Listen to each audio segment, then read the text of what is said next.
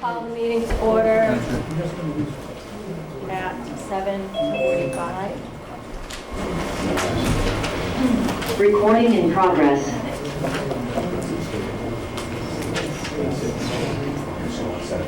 Good. Okay. In accordance with the open meeting law, the board states for the record that this meeting is being recorded by NORCAM and may be recorded by other local media. If we could all stand for the flag. I pledge allegiance to the flag of the United States of America and to the republic for which it stands, one nation, under God, indivisible, with liberty and justice for all. Thank you. Wow. Now I'm going to have to pay attention. We're going to start with public comment tonight. Is there anyone present in the room? Excuse me. Could I just comment that it's quite a personal privilege in relation to the recent passing of retired Fire Chief Nelson Harris. Yeah. Many people in the community obviously know Nellie very well. He spent 33. Project. He spent 33 years as a firefighter here for the town of North Reading, 13 of which is chief. Raised his family here in North Reading. Again, was a very strong advocate for the fire department, for public safety, for the safety of the firefighters. Did a fantastic job. A tremendous amount of respect from the community at large, but most in particular members of the fire department they served with, those that served under him. He left a long legacy, a legacy that continues on today. His son, Richard, retired fire chief, followed in his footsteps in the fire department. His son Tommy was again a firefighter, recently retired. His grandson Corey, who's currently in the fire department, and his other grandson Michael served on this board as a member of the select board a few years back. So he left a long legacy of public service, which continues on today through his children and grandchildren, which we're extremely grateful for. And for the fire department as a whole, our condolences and our sympathies to the Harris family. Grateful for their sharing with us. And we feel pretty good about the legacy that he's left, and that continues on today for the Harris families. Thank you. Thank you very much for that, Mr. O'Leary. Anyone in the audience here for public comment? Anyone on Zoom, Mr. Gilberto? If you're on Zoom and you want to make a public comment, if you could raise your hand. I don't see any action. This is the cursor, right? Yeah, that's the cursor little hand, yeah. All right. So we will move on to the wastewater update. Madam Chair, through you, just a brief update. We got a lot on the agenda, but just following up on our conversation at the February 12th meeting. The DPW director and I did meet with Andover regarding potential route through Andover to their Shawshing pump station last week. It was a good discussion, but we are refining the proposal, and we'll meet again with them in 2 weeks to review it. Letters to the property owners along the route who have been identified for the location of a potential pump station. Those have gone out, so they'll get communicated with us. It's intended to start a conversation with property owners in those locations. They're generally larger parcels, either corporate owned or otherwise smaller business, and they be receiving a letter. Again, it's to open a conversation, no more than and no less at this point. Relatedly, the planning department sent out letters to commercial property owners seeking interest in a potential private development that could be tied to a town MassWorks grant application. We talked about how we have been denied funding over the previous years, and that the missing piece is a private development parcel for a private development project. So we're hoping to get some feedback in the coming weeks for interest there. And then we are completing the cost-benefit exercise and anticipate being able to report to the select board either on March 18th or April 1st. I think that's going to sort of depend upon the agendas for those meetings. We do have quite a number of Department of Budget's scheduled to be heard on March 18th. And I think at that point, we can decide if a late spring or special town meeting is feasible, attainable or not. But clearly we're not looking at a late March or late April meeting.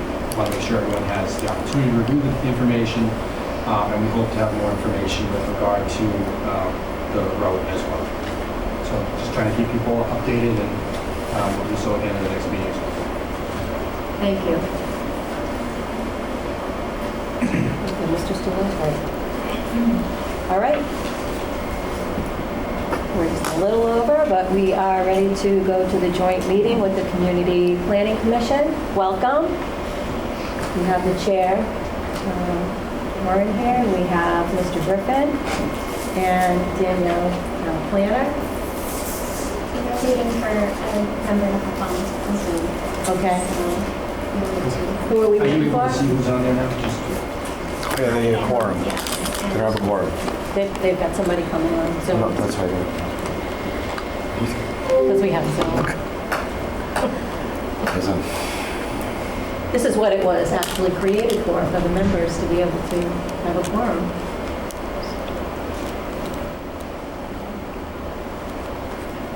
Are you expecting, were you expecting them for 7:45? Hopefully, yes, but Okay. I don't know. Can we go to the other one? Or no?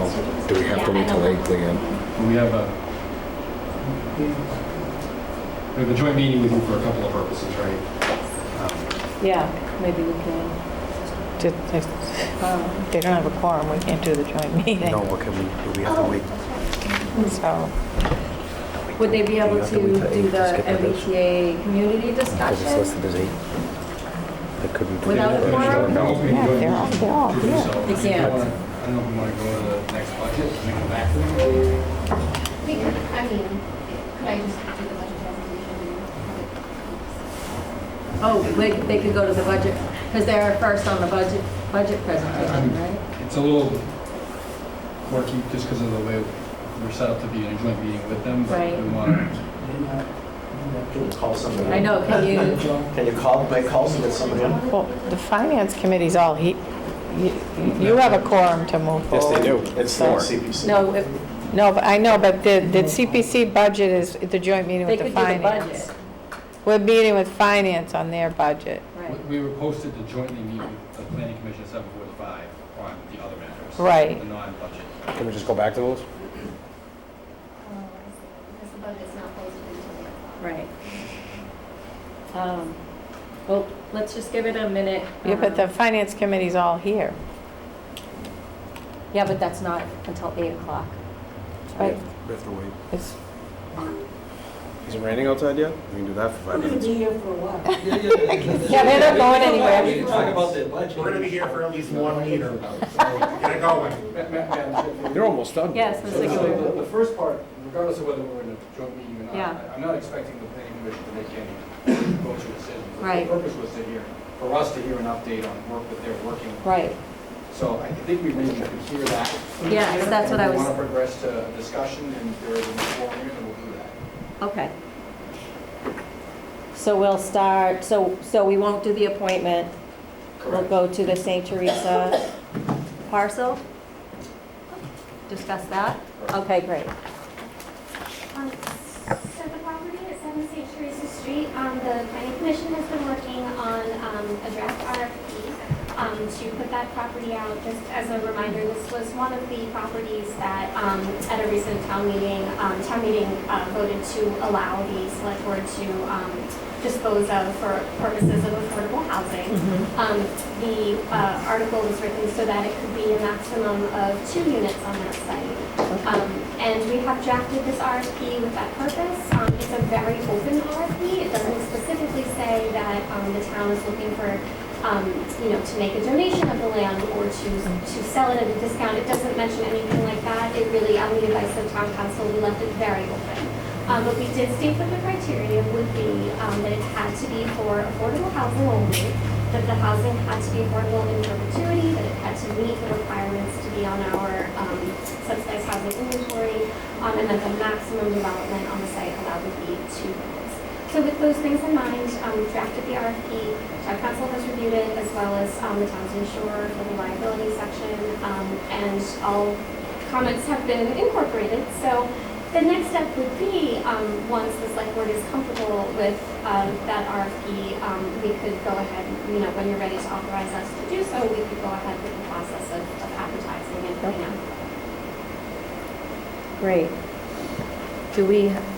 Is that RFP available? Should be in the meeting, but It's in the meeting packet? Okay. So that's not a decision we there's also there's also a memorandum that the planner put in there that kind of summarizes it. All right. I honestly was expecting that we would be prepared to say proceed because this has been discussed at town meeting Yeah. today, but if there would be more time, then Has everybody reviewed that? Same as what we've done before. Conceptual, Yeah. yeah, specifically, yeah. I did review it, and I was comfortable with it. Madam Chair, just a quick question. Yeah. In relation to the RFP, does it specify whether it's going to be, the units are going to be sold or they're going to be rented? We have structured it so that it would be conveyed. So owner occupied. Right. So the town would not be holding onto a piece of property and Or being a landlord. or a third party or a non-profit, or a third party would not be holding on to it and renting it in perpetuity to qualified low-income families? So- No, it would be conveyed, either sold or donated. Once the third party had it, we, select board could make a decision as far as whether the proposed program of development and management was suitable. And if so, they would agree to it, and there would be, regulatory agreements put into place and deed restrictions so that we would be assured that it would remain that way. So whatever the setup or program would be proposed to us, and we would have a chance to review that and make a decision about whether. Mrs. Minipelli? Through you, Madam Chair, I read it to state that the deed restriction was in perpetuity though. So if it's actually conveyed, it's going to remain in perpetuity for the purpose of affordable housing. That's the intent. Excuse me, they're going to be affordable units in perpetuity. Right, that's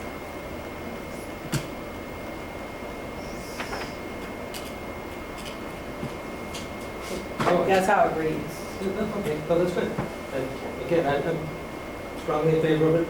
Yeah, I think we're ready to myself move too. forward on it. Yeah. Again, it was a little bump in the road at the beginning here, this whole process, but I think it's all been worked out. And I think the collaborative effort is taking place between the planning commission, the planner, the board, to bring this to fruition, so, great. Yeah. Do we have a motion for that, Mr. Wallner? we actually don't have a motion. We don't? I say no. The vote would be to authorize the issuance of the RFP for affordable housing at 7 Centuries. 7 Centuries. Do I have somebody to move Second. that? You'll move it, and I'll second it. There you go. Okay, so I have a motion by Mr. Wallner. I have a second by Mr. O'Leary. All in favor? Wait, more discussion. I'm sorry, yes. Do we still get to deliberate We on do, our Mrs. motions? Manu Okay, thank you. So it's going to come back to the select board, whatever is the results of that after they're reviewed. If they meet the criteria that's established in the RFP, then it'll come back for the final review. Yeah. Okay. Uh-oh. Mr. I'm going to Gilberto. expand on that, not contradict. Thank you. Uh-oh. Making sure. The intention. I'm just making sure. No, that's a great point. The intention is for the planning commission to come to the select board with recommendations based upon the RFP that you see before you. Ultimately, with the authorization which you've already received from town meeting, only you can sell the property. So you'll need Okay. to endorse whatever recommendation that they make, sign up to convey the property as well under whatever terms Okay. they agree to. But the final decision is the select board's. You are already authorized by the prior time. And Mrs. McKnight, fantastic job on, I don't know if you drew it up or not, but fantastic job Oh, on thank that. you. Actually, I based it on, we had, a long time ago, we had contracted with an affordable housing consultant to draft an RFP for 3 Carpenter Drive, which I Oh, hope yeah. someday to come back and talk Yeah. about. But we hadn't done anything with that yet, but the consultant gave us a great RFP to use for. Excellent. Any further deliberation, any further? May I ask a question? Okay. Does the fact that the RFP is silent on whether we're going to donate it or discount the price, inhibit any bidders that we might be interested in having, something like Habitat? It wouldn't inhibit us from considering anyone who No, wants my it. question is would it inhibit them from coming broadly to the bid on it? I don't know, I couldn't really answer that. I think that with the way this is structured, I think we would be, or is the question kind of, would we dissuade someone who really needs a donation from wanting to compete with someone who might have a lot of money to get to develop? You know, I don't really think so, but I think if the bids came in and we saw that that was what had taken place, I think my recommendation would be that we just put it out again and we actually come out and say that this is a donation. But town council wanted us to stay away from committing to that too quickly in the process. Thank you. Mrs. Manupelli.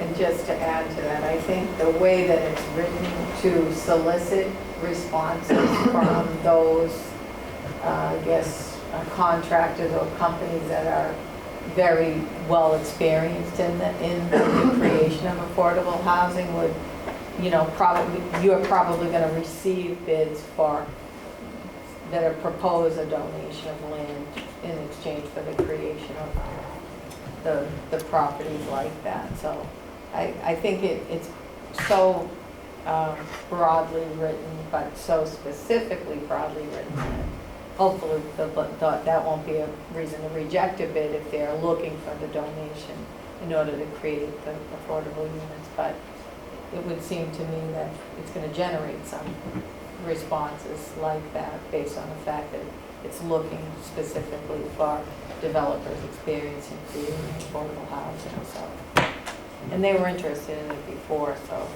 assuming they're going to submit a response to. And we also have, I'm sorry, Mrs. Moon. No, thanks, Madam Chair. We also have suggestions for the Fuller Center and building homes for heroes, home for our troops, tunnels for towers. I'd love to see, you know, a disabled veteran or someone like that to get that kind of housing in our town would be fantastic. But, any more deliberation, any more discussion? All in favor? Aye. Thank you for putting that together. So, do we have a quorum yet, Mr. Pierce? I did not get an answer from the phone calls I made. She can give this update. The MBTA. Yeah, we're going to do that now. You did the MBTA, right? I was just seeing if, yeah, but I'm just seeing if we had a quorum to go back to the appointment. Okay, so we can go on to the MBTA communities discussion. Is it okay for me to put this in for presentation? Yes. I don't know what will happen next. If it blows up, we know it's a problem. I think we can. Okay. I'm in the wrong folder. Oh.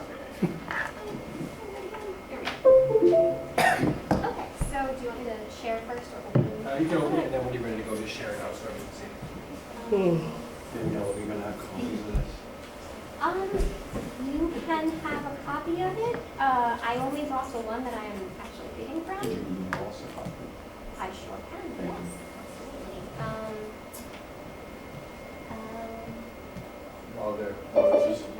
While this is coming up in your packet was some correspondence from the state with regard to the review of our draft calculations and zoning bylaw, which indicated generally that the direction the planning commission was going to go in was acceptable. There was a comment in there, I think, that they might have a preference that what we were doing would be on undeveloped land, but that we weren't prohibited. So, but I'll turn it over to the planning to describe that. I need to stay under. No, that's okay. Give them the punchline. It's okay. Okay. So, just as a review, a new section 3A of the Zoning Act was signed into law in January 2021, And in 2022, the state released guidelines for communities outlining those new requirements. The new part of the zoning act. Sorry, Oh, yeah. can we just make sure that we share that? Oh, I'm sorry, yes. Let me just stop the slideshow.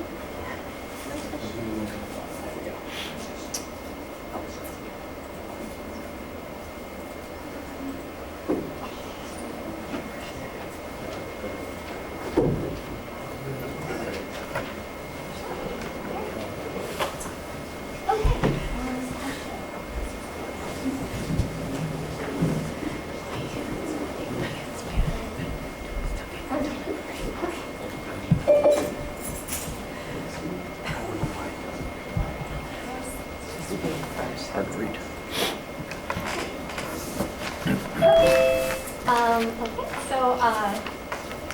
So the new part of the zoning act requires MBTA communities, including MBTA adjacent communities with no service within their borders, to have at least one zoning district that allows multifamily zoning by right. We are required to have a zoning district of at least 50 acres, or multiple districts, 5 acres each, adding up to 50 acres, and at least one of those must be 25 acres or more. This district must allow multifamily housing by right. Multifamily is defined as 3 or more units per structure. The minimum gross density will need to be 15 units to the acre, and the zoning needs to allow a capacity of at least 750 multifamily units by right. The focus of the statute is on what the zoning allows, not necessarily what will be built, and there's no requirement for towns to produce the housing associated with this zoning or to provide infrastructure to service it. Land needs to be developable in order to count, so it can't be floodplain, water, wetlands, or public land, and the zoning can't restrict age or the number of bedrooms.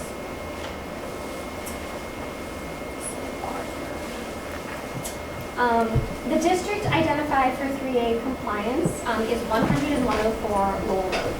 And these two properties already have a high concentration of multifamily housing and already have the benefit of by right zoning for this use. The area is a good candidate for our suitable housing district, but it does need some changes to its zoning in order to become compliant. This includes clarifying our site plan review bylaws so they are unambiguous, that multifamily zoning is allowed by right and is not subject to the discretion of a special permit, and also raising the by right number of stories allowed from the current 4 stories to 4.5 stories. The way the new zoning could cause changes to be made to this property after the proposed rezoning would be only if the existing developments were raised and replaced under the new zoning. Currently, the 2 sites are a mix of 4 and 5-story buildings, with the 5-story buildings having been allowed with a variance. In the proposed scenario, all new buildings could be 4.5 stories. 60 feet would remain the maximum height as it is now. Currently, the total number of units permitted on the site and under construction is 908. Under the proposed by right zoning, the total yield of units would only be 812. So the maximum build out of this proposed zoning alternative is actually less than what is currently approved and under construction right now. This is in part because the Aquifer Protection District zoning only allows for 15% impervious surface by right, and that has actually been overridden in previous development permitting. So the site is more intensely built out now than it would be under these new zoning requirements. So this is, what, is it Pulte? Pulte and Edgewood. Pulte and what? Edgewood. Edgewood. Yes. So it's what's already there. Yes. Yeah. Can I just do a follow-up to that question? Yes, Mrs. Manning. So if we, I recall Pulte came back to ask us for an increase, and we agreed provided they would give that percentage, I believe it was 15% of affordable units. And I don't know where they were at with the construction, if that's already done, but would this eliminate that requirement for the units to be affordable based on their agreement with us, if they're allowed to just do it by right? Only if this were to be, no, because that variance is already issued, only if this were to be redeveloped. So the current developments can't be added to because it's already built out. So if someone were to start fresh and knock everything down and then rebuild it, there is no affordability requirement for the new development. But what we have in place for our current agreements for those affordable units would stay in place so long as those buildings stayed in place. If the buildings were, knocked down and, totally redeveloped, then that would go away. So then what are you talking, you're talking about the buildings that are not built yet? No, so the only way any of this new zoning could come into play would be if the owners of the properties decided to completely redevelop, just wipe the slate clean and begin a new project. Mr. O'Leary? So we have, what, 450 approved units there? For both, For or for both. Martin's Landing? No, we're just Pulte. Oh, just for Martin's Pulte, we have 502 units that 502 are units approved. approved. And once it's built out, we're gonna have 502 individual owners that would have to agree to bulldoze the place and start from scratch. Yeah, that's right, yeah. Edgewood is rental units, it's privately owned. The Edgewood owners could at some point decide to bulldoze Edgewood apartments and start from scratch. It's maybe something more, something less, right? My first question, Madam Chairman, right, is how does this fit at all in getting us into compliance where they're already permitted, they're already built, and nothing can be changed until the 502 private owners and the one that owns Edgewood decide to bulldoze it? How does that get us in compliance? So This is America, great. the compliance has nothing to do with production. It can be, and they have, initially we didn't know this, but they have clarified over the course of the year that the way they count this and look for compliance is only with what the by right zoning allows for. They don't expect us to take any buildings down or to rebuild. They don't expect any town to even produce any units. It's just about the zoning. That's it. So that now, I do think, and I know I make mention of this a little bit later in the presentation, but if we chose to do more than this, we certainly could. I mean, my recommendation would be that we just achieve the letter of the law as far as compliance, and just, to avoid all of the various financial penalties and the things that could happen if we don't comply. But then later, we can always look at whether there is some other way that we would like to produce housing. But the 3A requirements don't actually require any new zoning to be built, and they've been clear that it's fine to use property that has already existing housing on it. Now, they did mention in the letter, it would sure be nice if North Reading chose to build more housing and go for places that don't allow housing right now. That would be nice, but, this would be more. Mr. Griffin from the CPC. Thank you, Madam Chair. To address a little bit of that, Steve, I think that there's going to be a lot of discussion around this. This is something that we could talk to you about for hours tonight. I know we were slated for a 15-minute time period. There are just a lot of questions surrounding this. I myself have brought up some questions in our own meetings, whether we're even an MBTA community. I've still gone back and forth with my own members trying to figure the language, figure this out, figure when it was adopted. Are we not? Are we paying into it? Why are we paying into it? What benefits does the town get? There are so many questions that are out there. I would tell you that this forum tonight probably is not accurate at this time to do this, because we don't have, first of all, we don't have a quorum here. So in regards to this particular issue, I think this should be table suspended, or Madam Chair, I would totally recommend, maybe getting together with the select board, with the CPC together on this, because this is a pretty deep topic. It is, and there's a lot to it. I have so many questions. We all do, Madam Chair. That's why I'm just making this recommendation. We could keep everybody in this room for 4 hours alone just on this one topic. There's a lot to understand here. Yeah, let's not do that. I'd like to continue with the presentation, though. I don't know if Danielle is done, but I'd like to at least just get we've met with Danielle before many times, and she's kind of given us great background to things before, but also now we have the updates to a lot of the questions we had when this first was adopted, enacted. But do you think we could continue just to hear the rest of what she Yeah, has? I mean, as long as there is no votes being taken, I don't believe we need a quorum. Not for a presentation. Right, not for a presentation. I would be willing to have you finish your presentation since you started it, and I think there's probably people interested in it. But just to be clear, there's a lot to this, and there is a lot more, and I would love to have a joint meeting with the CPC on this, just, you know, a lot time for this. Because I think more and more information, as more and more towns are, you know, having to vote on this, there's more questions, there's more information coming out all the time. And they've changed it how many times? I mean, in this process, a few. Am I wrong? I think when the legislation first, you know, when it first passed, they said they would release guidelines. And the guidelines have been, you know, issued and clarified a couple of times. So initially there were a lot of questions. I think that in terms of us achieving our compliance, I think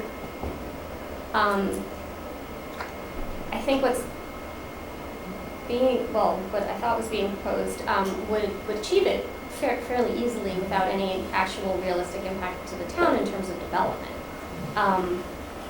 But I could finish the presentation and then we can see if there are Okay. questions. Mr. Pierce, did you?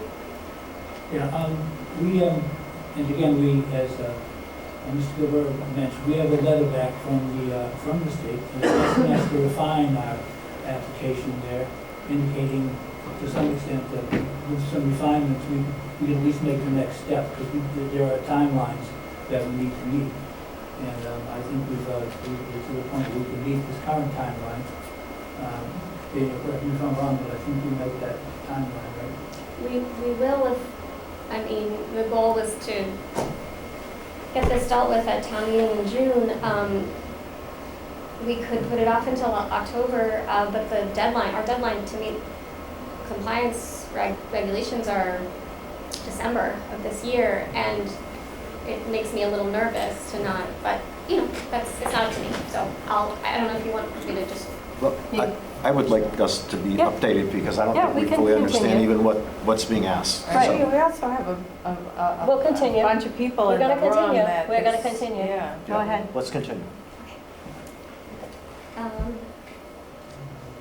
Okay, so in terms of the reasoning for this approach, the CPC's reasoning for this approach was that the properties are already zoned for multifamily housing, and this would be a response to what the CPC could anticipate would be the greatest concerns about the legislation.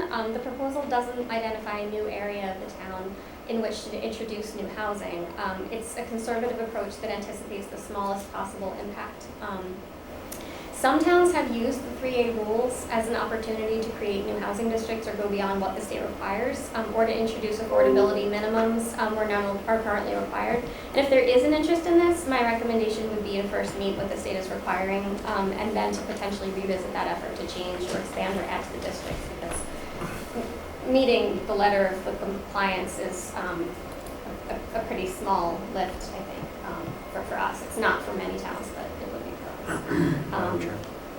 Because we already have these large multifamily districts in place. So I'm the sorry. zoning bylaw amendments that have been drafted, there are two basic changes that would be needed to the district zoning in order to achieve compliance. The first would be to clarify that our site plan review bylaws are like a special permit procedurally, but they don't require an actual special permit or any discretionary use permit. Town Council has clarified for us that while the site plan review process was treated as a special permit for years, it's not in fact a true special permit because there's no discretion allowed to any board to determine use. That's already in the zoning. We have been provided language by Town Council to clarify this provision in our bylaws, and the actual procedure for site plan review would remain exactly as it was before. The other bylaw change that would be needed would be to make 4.5 stories allowed by right rather than 4 stories. The max height allowed would still be 60 feet. This change is needed because at a 4-story threshold, the calculated total unit capacity would fall under the 750 units we are required to zone for. Currently, 4 of the buildings on the site are permitted for 5 stories through variance issued. As far as our status of compliance, to date we have completed the state's required compliance model to demonstrate the compliance of the proposed district. We've drafted a draft zoning bylaw which has been reviewed by town council. We've submitted the compliance model and the draft zoning bylaws to the Executive Office of Housing and Livable Communities, and the zoning bylaw amendments to the Attorney General's office for a draft advisory review. We've received feedback from both offices that minor edits are needed for full compliance. This includes further clarifying the wording in the site plan review language and adjusting our compliance model to ensure the 100-year floodplain is fully excluded from the developable area. We believe at this time that no substantive changes to the draft bylaw or the district will be needed in order to comply, and that for the most part the draft that has been prepared and shared with the Attorney General's office and with town council and reviewed by the state would be acceptable with minor changes to the wording.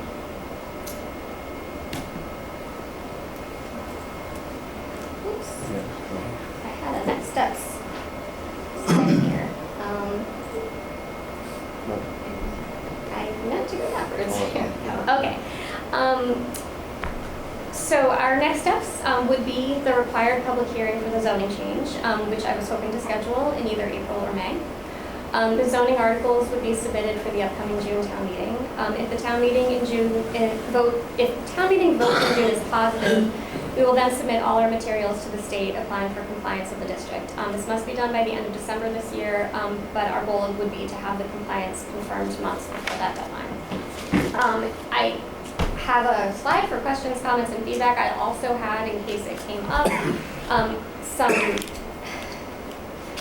some slides that address other questions that have previously been raised and discussed in CPC meetings, such as whether we are really in an MBTA adjacent community. I won't necessarily go into that unless you want me to, or questions are asked about that, because it wasn't really planned as part of my presentation. It was in case it comes up kind of a thing, but if I can answer any questions, I'd be happy to. Questions from my colleagues, Mr. Studo? So I actually have a question about the unit count and what it counts. So one, will they also count towards that number we play with to whether or not we are subject to 40B? So 40B would be unrelated. No, but I mean, if, let's say we get to the 750 units, Yeah. right? And there's a percentage that are affordable, you know how we have that calculate, those count. It would make no difference. I mean, our affordable units are still our affordable units on the SHI, Okay. no matter what district they're in. So it Okay. really would have no. And then, would multifamily housing that goes up somewhere else count towards that number, or does it have to be here specific? So for example, Mr. Wheeler, when he finishes his, and then let's say something happens at 20 Elm, and let's say they're both large, would those count towards this? So no real units count. And what I mean by that is the zoning has to allow for a capacity of 750 units based on the land area, the zoning, the number of stories, the setbacks, etc. The way they do this is they ask us to model it. And the model says that 750 units could be built if it were zoned like so. Whether or not those units get constructed on this site or anywhere else, no one will ever, no, it's not part of it. Okay, but what I mean is that we have to have 750 at disposal that can be made. We have to have a district that could produce 750 by its own zoning, just on those 2 properties, with by right zoning. So Elm Street is out. So if organically another district opened up at some other point, not district, but if there was something that the town wanted at the end of Concord Street that put up 100 units that kind of met all the same criteria of this, those 100 would not, that number would still be 750 over here. Yeah, it would be just unrelated. And if 750 never came to pass, that would be fine. If we keep the 908 that are permitted, that would be fine too. But elsewhere in town, unless we decided we wanted to create another district, which we don't have to do.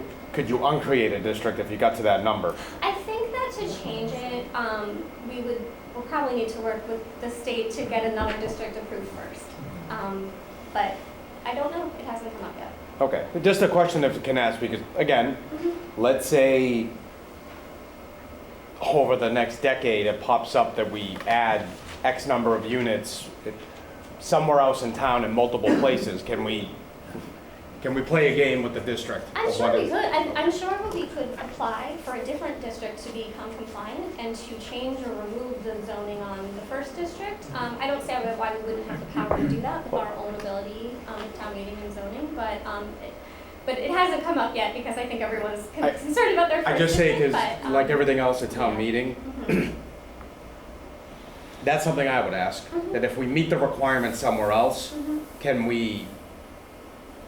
through town meeting, we transfer it and just do it? But if we can get I don't know, a confirm, but an opinion on it through the masters of B here at the universe of the state. I can, yeah. I think that town meeting can vote to do whatever it's, sees fit as far as the zoning, but we would also need the state's approval. Because That's fine. any compliant district would need the state's approval as well as Okay. the town's own. All set, Mr. Studo? Yes, thank you. Mr. Griffin? Madam Chair, thank you. Vincenzo, this is one of the things why I recommended that we don't do this, because in Massachusetts, in the general law, there's all sorts of distance regulations in the adjacent community language that's been changed through when the law was first drafted, so that's even in debate whether that is something or not. There's a couple, as far as distances from the train stations or anything like that, because we're considered an adjacent community. That's what the state's calling us. Again, I think that this discussion is definitely for a much more in-depth private meeting with the select board. I know this is general, and there's a lot of questions that can come out, so I really do, because I would love to answer these questions to the best of my ability, and as far as what the board has, we don't even have a quorum here tonight. We don't have our 5 members here. I think it's important that we get our 5 members here so that you can hear from all 5 members and we understand that we're facing here, because this is definitely a big undertaking for sure. Mrs. Minipelli? I just wanted to, Mr. Stewart, this isn't for affordable housing units. It's just for multiple family units. It's just to make a district or an overlay district. Correct, I was just trying to get, Where by right, I was just trying to see if there's another, in the future, development somewhere that does multifamily housing, if it's a big one, if there's a way to shift some of that burden away from here to there so it counts, so then you don't end up with 250 here and then we still have a right of 750 over here. Because that, I think, now becomes a problem. Yeah. I mean, you could do an overlay on Concord Street if it was analyzed as an appropriate spot, that you could do it as an overlay district for multifamily housing in that area. As long as the state approved the transfer. But no, instead of this location, but this has been studied Well, for so long. the first thing we need to do is find out if we actually are an MBTA adjacent community, because there is no actual proof of that anybody can show us Well, I up think to the it's- state. I would disagree with that. Somebody had to have opted in, and we don't know who did that. What board, when? But it's defined as, because we're near 2 communities with. No, you have to with opt into it. It's not just, it just doesn't happen. It has to have been opted into. I think you're forced into paying in because we're an adjacent community. We're not Right. forced, it has to be voted at town meeting, and it doesn't have to pass. But, it is, I guess you would need town council to, it is government overreach at its best, in my opinion. Well, we're just trying to get some Yeah. information. I know that people want to put the input in, but I would be interested while we are here and hearing what Ms. McKnight did come up with in terms of that. But when you're asking about purely where that's defined, it's defined in the regulation because we're next door to the, Wilmington, which has the commuter rail and the busing, as well as Reading, which has the commuter rail and the busing, so that. But we don't get any of that. And they know. No, but I'm saying to We you, don't even get a bus. They don't. They assume you're using those services even They if can't you're not. assume, All right, and well, it has to that's be opted in. That's So a that's a different. debate in its own. No, I don't think it's a debate. I think we can get some information historically about about that. We haven't been able to find it yet. I don't know what Ms. McKnight. Mr. Wallner. So I'm trying to do big picture. This is a very complicated topic, right? So big picture, there seems to be a date that we're stressing about, right? There's like a deadline being proposed. What is the, can you just define the deadline a little bit more for us so we understand that and what the date is? December 31st of 2024 is our deadline to have, to submit our district for compliance to the state. So we have to have any legislative changes made by then. So any town meeting action has to be prior to that point. Okay. And what does the, by complying, because there's obviously some communities that are fighting this tooth and nail, right? What is the benefit to the town of complying with this request by Good that? question. So it's actually a mandate. I'm not sure I would say that there's a benefit to complying so much as that there are pretty severe penalties for not complying. I thought there was, my understanding, there was some sort of grants that you'd be eligible for if you did not comply. That's true. They would the state would take away the town's ability to receive grant funding under a large number of their programs. But for a while, that was interpreted as meaning that towns could opt out and just forego the grant money. But the Attorney General's office clarified this. They put out a statement in March of 2023. Clarifying it's a mandate. So there could be other types of penalties that they could. So kind of like when they dishonorably discharged the state troopers because they didn't take a vaccine. So they pressed Kind of through that kind of mandate. So No, this is. Yeah, it's kind of the So same it just- government it- overreach mandate. it seems like this is a very confusing topic, right? Even for me to understand it, I'm trying. But it would seem like if you're planning to do this by the June town meeting, there'd have to be many open meeting, public meetings so people can understand it, because if you're confused, they're going to say no, right? So I'm wondering about the timeline, if that's just realistic. So if this got pushed to October, is it because of the legislative part that would be the risk that we don't make the 12/31? Or is that, I know you're worried about that, I'd like to know why. October would be our last opportunity for a town meeting, unless we did a special town meeting. That would be our last opportunity to pass zoning that would make us eligible to comply. Unless we did a special town meeting in between. Right, unless we did one after October. I would be nervous about that only Yep, because I understand. then, if it were to fail, we would have to come up with something else. And also, we do have to pull together the materials, the votes, everything that, the information, and send it to the state, and that all has to be done. It wouldn't take a long time, but I just would like to avoid waiting till too Okay, late. last question. Well, I think last question. Is there anything we can do, you talked about a combined meeting, is there anything we can do to help you make the story simpler for people by the time it gets to town vote, whether it's May or October, or June or October? Because it's hard to understand. It would be helpful it would actually be very helpful to me. If there is anything that I've presented that is confusing, it would be really helpful for me to know so that I can break it down. I think I have been embroiled in this for so long Sure. that it makes perfect sense to me, and so I understand that when you're talking about this stuff, it doesn't if you haven't been working on it. But if you have heard anything in the presentation that does strike you as, what? I don't understand that. It would be helpful for me to hear that, so I Okay. can work on those pieces. I mean, if you're able. I would be personally happy to work with you to try to. Yeah, sure. I can send the presentation. We're not Just- taking public comment, it's just between the Just boards.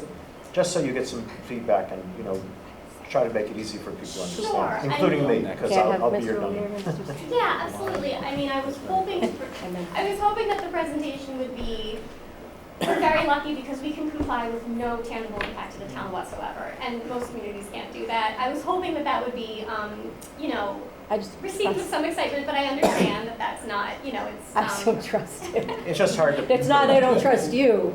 It's Yeah. not you, Mrs. McKnight. It's the state. No, I understand. Anyways, I volunteer to be able to help. Sure, and I know that Mr. Griffin had said he would like to have the, copy of the presentation. I can send that to, I can make that available, and if whatever you're seeing and that's confusing, it would be very helpful for me, because I don't want to confuse people. Just one last question. So it is an overlay. Do you have a map area where you're planning to do that? I mean, is there areas that? It's actually this. It's Lowell Road. It's Oh, one okay. of four. This is what's existing? Yes, It's what's existing. If you blow that But up, from what I've been told, it's confusing to me, Mrs. McKnight, that you say the actual units don't matter. Because what I was told was if it's 55 and over, it can't count because it has to be family. Yes, so the zoning can't prohibit, actually today, our zoning does not restrict age. It just happens to be that Martin's Landing is age restricted, but there's no zoning today that restricts age. So the zoning itself cannot restrict age or number of bedrooms. You can't have 55 and over zoning and still comply with this district. You can certainly have a project that chooses to be age restricted, that's fine.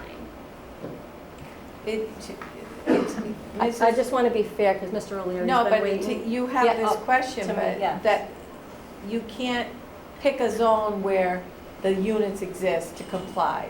So Mrs. McKnight is explaining, you can pick the zone, and that's just changing the zoning so that it can be developed by right as multifamily housing. Even though there's existing houses in which it's gonna be almost every community because they want it near the railway and that's Right. already developed, but provided that you change the zoning for those areas, and we're not a community that has it, so we don't have to do it adjacent to MBTA stations, which if you've been in communities with MBTA stations, that's pretty remarkable that the order is to mandate multifamily by right in those areas. However, in our area, she's picked a zone as an adjacent, community based on the parameters that could be developed for multifamily housing. And it might be confusing because there's already multifamily Right. housing there, but that what she's saying is that's a suitable location to comply just based as it is. And all it is saying the zoning will be changed to allow it by right. So no special permitting process, no special requirements, nothing imposed For upon the now. area. For now, I'm just less trusting, I guess, than my colleagues of what would happen in the future and what they would make us do. But I get That's it, but just me. that's a I'm battle with the yeah. legislature who mandated it. not if we don't comply. But Mr. O'Leary, were you? What I find interesting is that the state, interestingly, maybe because of what's being proposed here, because what's currently existing, keeping in mind, holistically across the state, what the state is mandating in these communities is, if you're right next to a railroad track or something, that you have to zone those areas. For us, where we don't have one in our community, but we're determined to be an adjacent community, we have to allow certain things to happen by right, by zoning, and obviously that would be changing the current zoning bylaws with whatever's there now, whether there's nothing there or whether there's something there. So this is a unique opportunity to comply and have virtually no impact For now. on the community. Not for now. You're not going to get 502 people as a homeowners association to agree that everybody's going to sell their units and bulldoze them and start something anew. The only one with a compliance standpoint as far as doing something like that would be whoever owns Edgewood right now. Used to be Lincoln Properties, I don't know who it is now. And that's up to them. But as far as the impact on the community, it's significant as well. We need to commit to compliance with it. It appears as though the proposal that plan has put together gets us to compliance right now until everything gets clarified. That's not a bad situation to be in and have no impact on the community in relation to all of a sudden you open the floodgates through zoning changes and new development is taking place that we're not used to seeing here in the community. So this is a very workable solution to come into compliance on a timely basis. As far as whether we're an adjacent community or not, that has been determined. We have been paying MBTA assessments for 50 years. We've been paying. So we are an adjacent community. And again, I first got on the board in 1988, and we were fighting then the assessment that we were getting because a bus may have run through town, but it never stopped. It stopped up at Andover, and it stopped in Reading, and it's still the case. Drive through, but they don't stop here. We were still considered to be an adjacent community. We still pay MBTA assessments, and we are an adjacent community based upon, and we've gotten all the correspondence and the letters from the state notifying us that we are. So we can fight that all we want, but that's for another day. And those fights are going to be had for probably several years coming because of this legislation that was passed. The question comes, are we going to make a conscious decision not to comply when we can and have no impact on the community? Or are you going to fight a battle that's going to be fought out for decades, not be in compliance? And how much money have you got in Mass Works funds just over the last 5 years, 10 years? $3 million for a water infrastructure project. You know, and there's been other Mass Works and other grants money, so we would no longer be eligible for if we're not in compliance. The other interesting part is that the Attorney General, just look what's happening in Milton, right, recently, because they're the first community to publicly overturn a town meeting vote by referendum. There's the possibility they're going to be given an opportunity to come into compliance, but if they don't, there'll be state oversight come in and force the zoning changes in their community without their say. You know, is that overreach? It's overreach because of non-compliance. A law is a law. You and I will never agree on that. I'm not saying that that's ever. excuse me, I'm not saying that that's a good thing. I'm saying It's not right. it's not compliance, whether it's a community or it's an individual who's breaking the law. You're going to be forced into compliance. So, you know, we need to pick our battles. Right now, we're ready to go pretty much for June town meeting to come into compliance. Why wouldn't we do that? Because we have a lot of questions to answer. Get back to do it. And again, all those questions are going to be answered, and you would be in compliance and still be eligible for it. We have an awful lot of projects going forward here that are going to be relying upon state grant money. And you're willing to sacrifice that at this point for a proposal where 500 units are not going to get bulldozed. 406 units in Edgewood are not going to get bulldozed. But by right, you're going to allow it to happen. Should the owners decide that's what they want to do, by right on the change of zone. It's a pretty simple solution. I applaud you for your efforts in relation to thinking like that and bringing us into compliance. That doesn't necessarily, from a moral standpoint, put North Reading not in the crosshairs. We have a moral obligation to assist in meeting the affordable I've housing heard needs. those words before during COVID.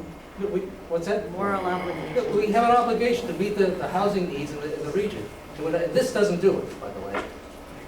And it just forestalls our ability to address it appropriately in a timely fashion that a lot of communities do not have an opportunity to do. I think we should seize on the opportunity, come into compliance, All right. and then Thank you. Fight And the I battles also like applaud you, Mrs. McKnight, for your work. Please don't take it personally. Oh, no, It's not no. about you. No, thank you for saying that. I do just want to be really clear. Over the last 2 years, the approach to this has been discussed with the CPC. I don't want it to sound as though it's my idea or my own personal, that I'm advocating for it. I'm not. This is intended to be, representative of the CPC and. Through discussions also with the town administrator and with town council. I do. And us. And you, And yes, us of course, in that's many right. meetings, you've talked with us about Right. I do want to suggest, I think it's a wonderful idea to have a joint meeting. I would love to suggest, though, that if at all possible, that we have town council present, because Yeah. I've been working with town council really closely on this, and I have at times brought up with the CPC when certain questions have come up that a town council opinion might be helpful to set some concerns at ease. I think it's not necessarily fair to expect all of you and the public and everyone to take my word for it. What I believe, from my communication with the state, from my work on it over the last couple years, and with my colleagues in other communities, and with with all of the various agencies and all the work that I've done. It's not necessarily fair for you all to just take my word for it that this is what we should be doing. And I think that if there are questions about whether we are an MBTA community, which I don't necessarily share that concern, but I've been working on this for a long time, I think that having our attorneys present to answer those questions I would agree. you shouldn't be just taking my word for it. I'm not in that position to tell you that that's what you should do. So to be fair, I think Mr. Studo, you were next, and then Mrs. Minipelli, Mr. Pierce, and Mr. Griffin, and then we'll try to move on. I'm not going to give my comment, but I do recommend we move on, just because this is still a CPC matter with their board.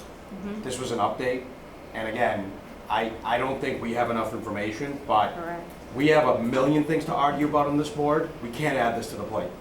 They need to figure it out and come back. End of story. I respect the update, I get it, and I know that sometimes all of us here, we get real cute with the questions, but I recommend we move on because there's a lot of people here for the stuff that actually does fall under our purview coming up. So I just think that this, in my opinion, is going to blow up more than the sewer discussion, and we don't have 36 hours to talk about it. So that's my recommendation. Thank Thank you. you. Mrs. Minipelli? Completely disagree with you. And we have a big audience here of people that Yeah, would but not- benefit from hearing. All the other times Danielle has been here to talk about They this have a topic meeting every 2 weeks. for years now, since before this was even enacted, for years now. We don't have an audience, so take the opportunity to get the information presented while she's here and come back as many times and have as many joint meetings as you can. We did have a joint meeting scheduled tonight for this purpose, so I totally disagree with you on that. And it is something that's gonna come to us for moving forward on the warrant, so it is something we're gonna have more formal hearings about, and hopefully CPC has already had public hearings on it and will continue to have them. But I want to get back to this picture, this depiction, and ask you 2 questions about it. Because I did read the letter that was issued by the Commonwealth about the floodplain. I just want to understand that piece of it. And I also, the second thing, which I do want to hear from you, is what you have done in terms of your research because of this issue of, what happened to the buses, and why are we paying in if we're not getting service, and when did we become a member, and historically what information you were able to uncover that hopefully is maintained by the town clerk's office here, because that's really where it should be available to all of us to find out. Can I answer your first question first? It was like 17 wrapped in one. Okay. I want to hear this information now while you're sitting here, and we've captured you after a full day of working and 2 or 3 years of working steeped on this topic. So I'd like to hear a little bit more about it while you're here. Okay, and I'm so sorry, but could you tell me again what the first question was? Tell me about this flood, could you Oh, the please tell us floodplain, about yes. the floodplain? Yes. What portion of this is, and first of all, the district you're talking about is in red. I know you have the Yes. square, but you're That's only right. really primarily talking about what's been outlined in red Yeah, there, right? this is a call-out box to just enlarge the area. The 2 properties are 100 and 104 Lowell Road. The floodplain area is roughly down in this area.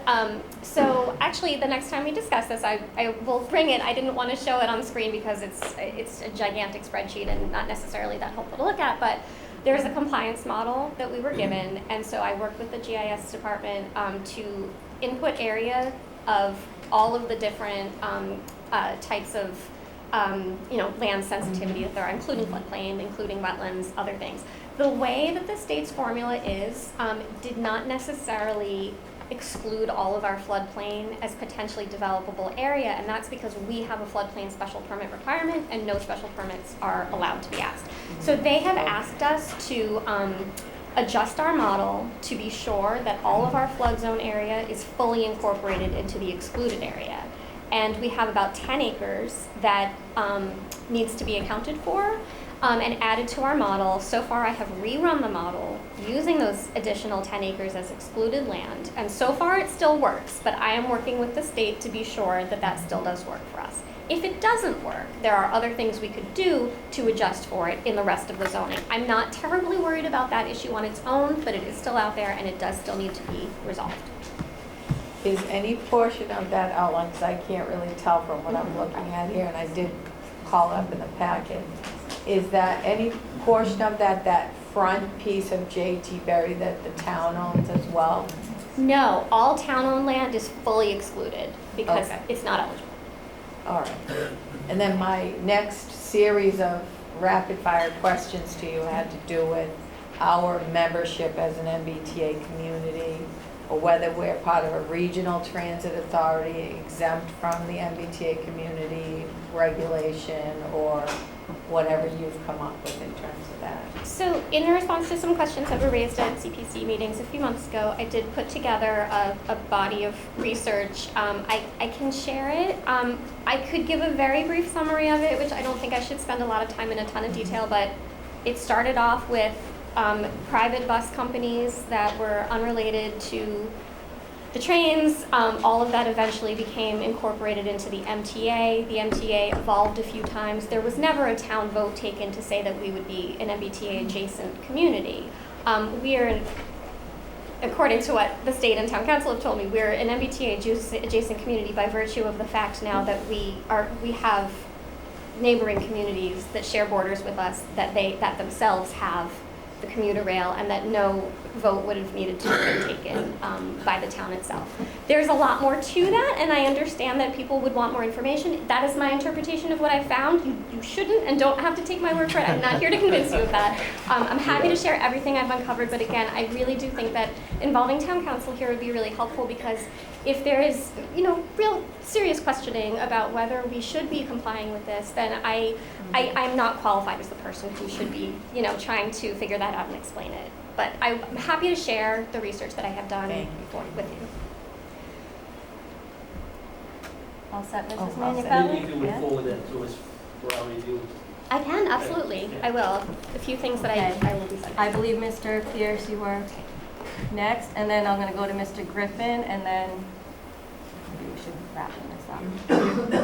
I thank Mr. O'Leary, pretty much hit the nail on the head there. We have an opportunity here to be compliant in this and to not have to battle with you about grants and so forth. And I know it's a little hard to understand, but the state's playing a long game here. They're not saying, you're going to put the zoning in place and tomorrow you're going to start building. That's not what they're doing. They're playing a long game. They're trying to put things together so that eventually the housing will be built that's required to house the people in the state. That's what it's really all about. So the fact that we have the properties that we have that we can use to be compliant, it means this really isn't that much of a big deal. We should just move ahead with it and be compliant.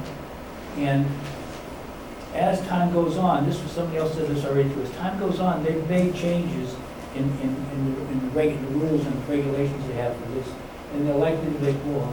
We really thought in the very beginning that they would look at us and say, you don't have any rail, you don't have any MBTA service or anything, so you can get a variance, but it's not what they did. And realizing that they're playing a long game here, that's why they didn't do that. They're hoping that in the future, as time goes on, as long as the zoning is there, eventually something could happen there which would meet the requirements of the state for housing. I would think other communities are in much worse shape than we are. Is that fair to say? Again, think yeah, that's fair. yes, Yeah, I see a lot of there's number nodding of them heads, that are yes. already all built out right there, but again, how they were built out, they might have been built out with special permits and special zoning. This takes all that away, so that if somebody comes in and tears that building down, Yeah. or something down, they have a by right ability to put up housing that will house more people than are currently there. And that's what housing is a serious issue for the state. This is one of their ways of addressing it. Great, thank you. Mr. Griffin. Yep, thank you. So there's a couple things that came up in the discussion just a few minutes ago. So when we talk about grants, and we can get into all that stuff, the state offered up 13 more grants that were available for us to apply for. They never told us how much the grants were for, and they never told us whether they were guaranteed. They just told us we could apply for it. So that I don't think that's a good answer for a town to step out, a project of this magnitude, to step out into an empty answer. And then also, if the grant isn't secure, or if it isn't locked in for a number of years for a certain amount, why would the townspeople, we know that the burden falls on the taxpayer. It always falls on the taxpayer here. We don't have the commercial base that we need. So it's gonna be the townspeople that are gonna take this one on the chin if that's the case. Now, that's just one thing, just to help you understand that a little bit, Mr. Wall and Mrs. Minipelli, that another thing too is distances from MBTA stations, that's in their own language. The state in August, under their section 161, they actually, in the definition section, the definition changed from August to October. They changed that definition midstream. So to me, that was very unclear and untrusting. Why did that happen? What did they do? Why should we now accept that? Was that even voted on at the State House? I have no idea.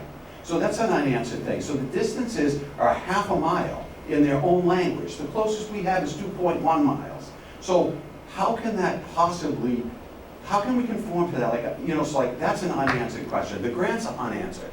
Also, Mr. O'Leary, when we talk about the impact and the things in the community, I find that like if we're going to do this, and we proposed 812 units, those are family units. How about our school system?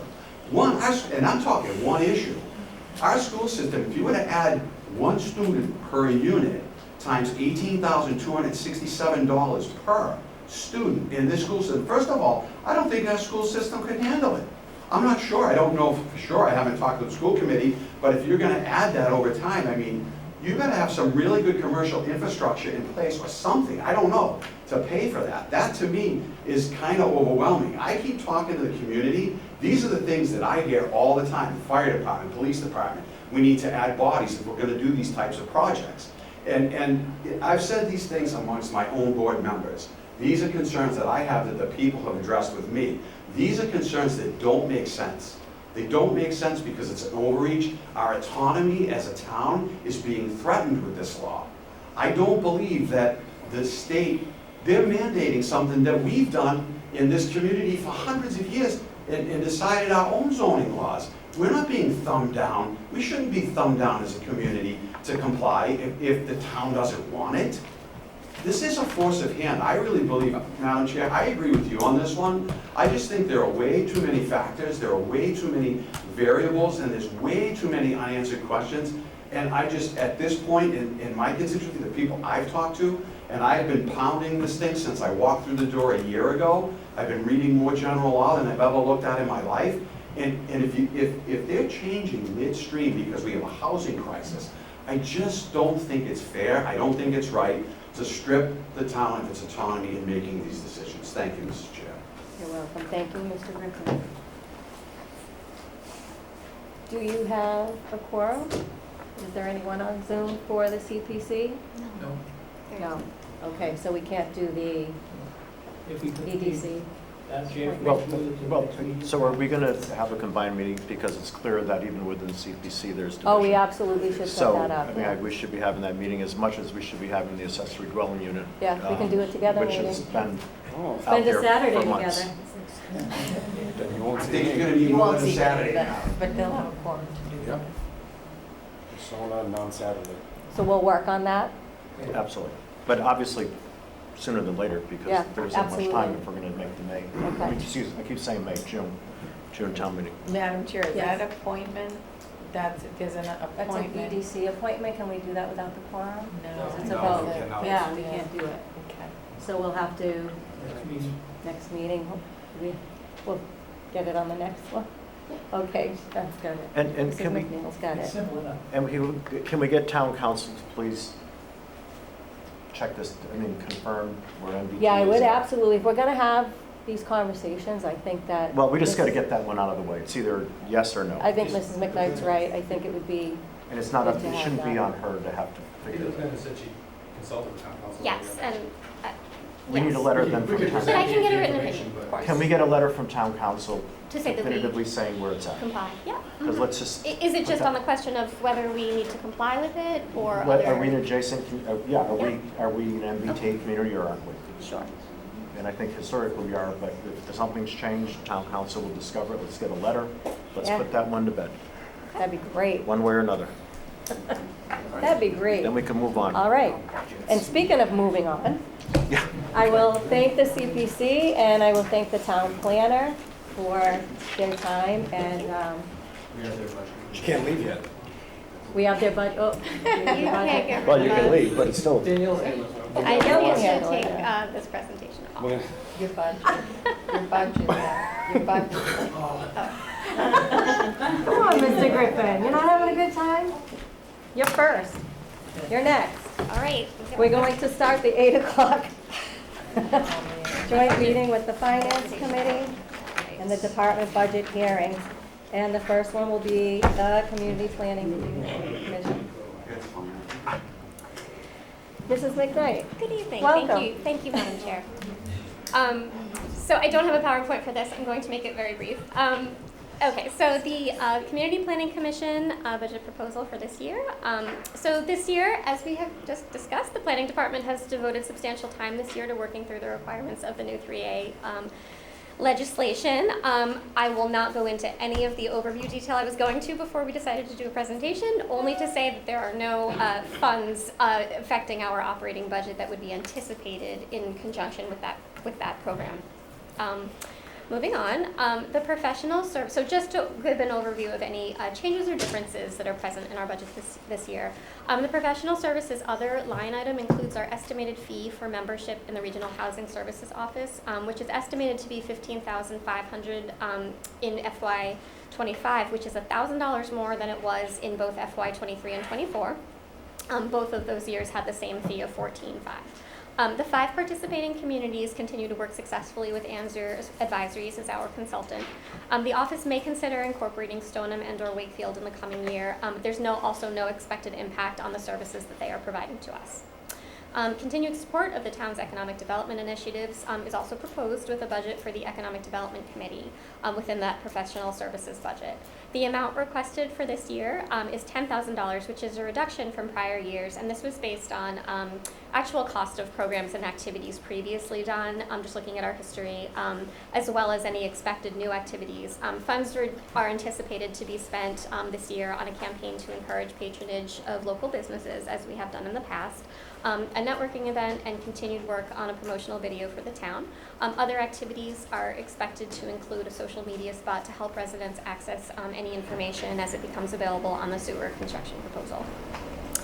As in FY24, several objectives for FY25 relate directly to our community master plan, which was completed in 2020, and the housing production plan completed in 2018. One of these includes moving forward with developing properties in the affordable overlay, for affordable housing overlay district, as I've already discussed, because we had a presentation on that project as well. So that work continues. We still have the remainder of the appropriation from town meeting to finish some of the survey work on the remaining properties, but all of the wetlands delineation work is done for all of the properties that we have the money appropriated for. So that would include 44 and 46 Oakdale Road, as well as 57 Haverhill Street. And this past year, the Planning Department was informed that its application to designate the town a housing choice community was successful. This is a program that comes with no strings or obligations whatsoever, but it does provide substantial grant opportunities. That includes planning and infrastructure funding that may or may not be directly related to housing. It doesn't even have to be related to housing projects. We're not going to yell at you. I'm sorry? We're not going to yell at you. It's fine. It could be housing, but it doesn't have to be. Designation also now gives the town higher points in scoring grants through the one-stop program, which would include MassWorks. And that designation is good for 5 years, and this year the CPC will explore submitting its first grant proposal pursuant to that program this spring. Those are really all the things I thought could impact our budget. I didn't know if there were any questions. Any questions from my colleague? I'll go to you right after. Okay. Anybody? The numbers, the same as last year, higher, lower overall? The only difference is an increase in $1,000 for the Housing Services Office fee, and a $10,000 reduction in the Economic Development Committee budget based on just how we have spent the money in several previous years. Sold. It's a decrease.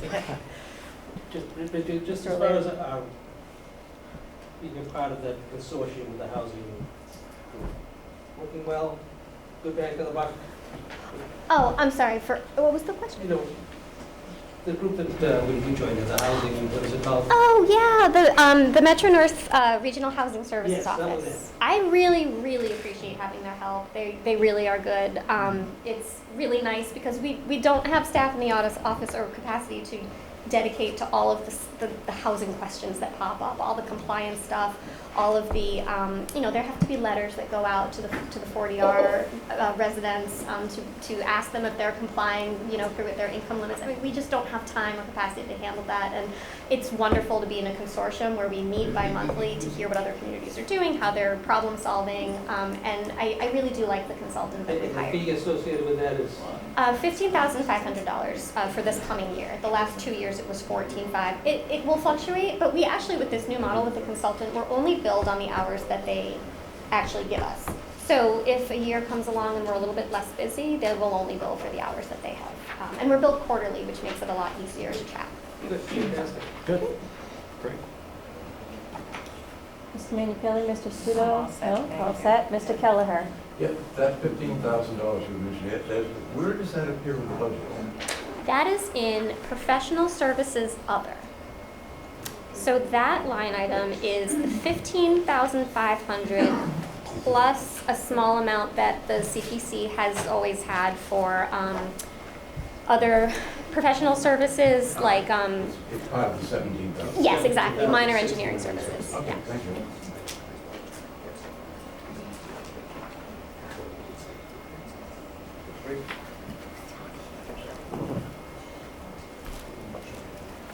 Sorry. Anyone else from the finance committee? All right. Thank you so much. You're welcome. Thank you. Now, Mr. Griffin, you can go home. Thank you. Thank you. Thank you, Dana. You're welcome. Thank you so much. that seat, that's all. We are going to skip ahead to human resources. Mr. Madam Chair, through you, we know the director has prepared an extensive presentation. I've asked him just to focus on the things that are changing in his budget, which will probably alleviate the discussion, given how relatively small it is. So, through you, Madam Chair, to the human resources. We're going to make it short and sweet. Very short and very Great sweet. word. I'd be remiss if I didn't thank Allison for the tireless work that she puts in. And she did not have to be here tonight, it shows to be. The only things we're looking to change is to bring it more in line with what we're actually spending in terms of things. $100 for increased advertising. We shifted that over to the departments to make them more accountable. That's worked, but we could use a small amount. Other charges and expenses, the cell and hotspot communication, $400. And then dues and membership, $100. Everything else is flat or reduced. Fantastic. To be clear, That's the short word. Yeah. behind all of that are hundreds of hours worth of work by Mr. Collins and Mrs. Olson, who's here this Thank evening. you. But in the interest of time, I'd ask if they could abbreviate presentations. Any questions or comments from my colleagues? Well, I think a 20% increase in advertising is outrageous. $100, unbelievable. Thank you very much. Mrs. Minipelli? I just want to thank you both for everything you do for the town. It's a lot of unseen work that you do, and it's a lot of unseen hours that you put in. And we really appreciate that. Thank you. It's a team effort, all of us. I know it is. Any questions or comments from the finance committee? All right. Thank you Thank you very all. much. You can go. I wish you. Now you can, yeah. $300. Thank you for your patience. Library.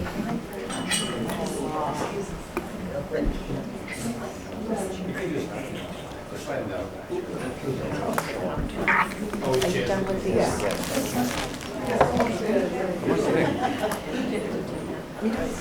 I was saying, if you're not 5% less, you're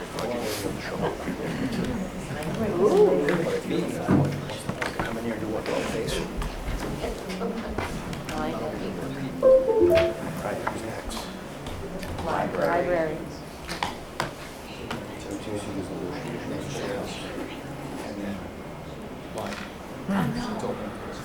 Oh, no, there's a PowerPoint? Is that snow? Oh, Oh, the PowerPoint? Is that in the budget? We have to remove the snow from the... Oh, The PowerPoint in the budget? redo the roof, On a different flag. showing how the snow sticks to the roof.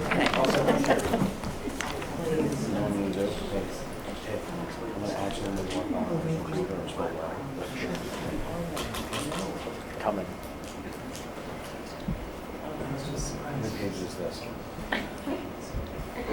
Are we supposed to be waiting for Mike? No, you can go ahead. Oh, okay. Yeah, please go ahead. Okay.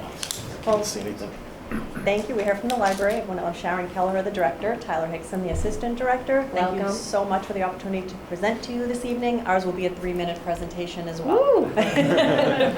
Lots and lots and lots of work, but really we can do this very quickly.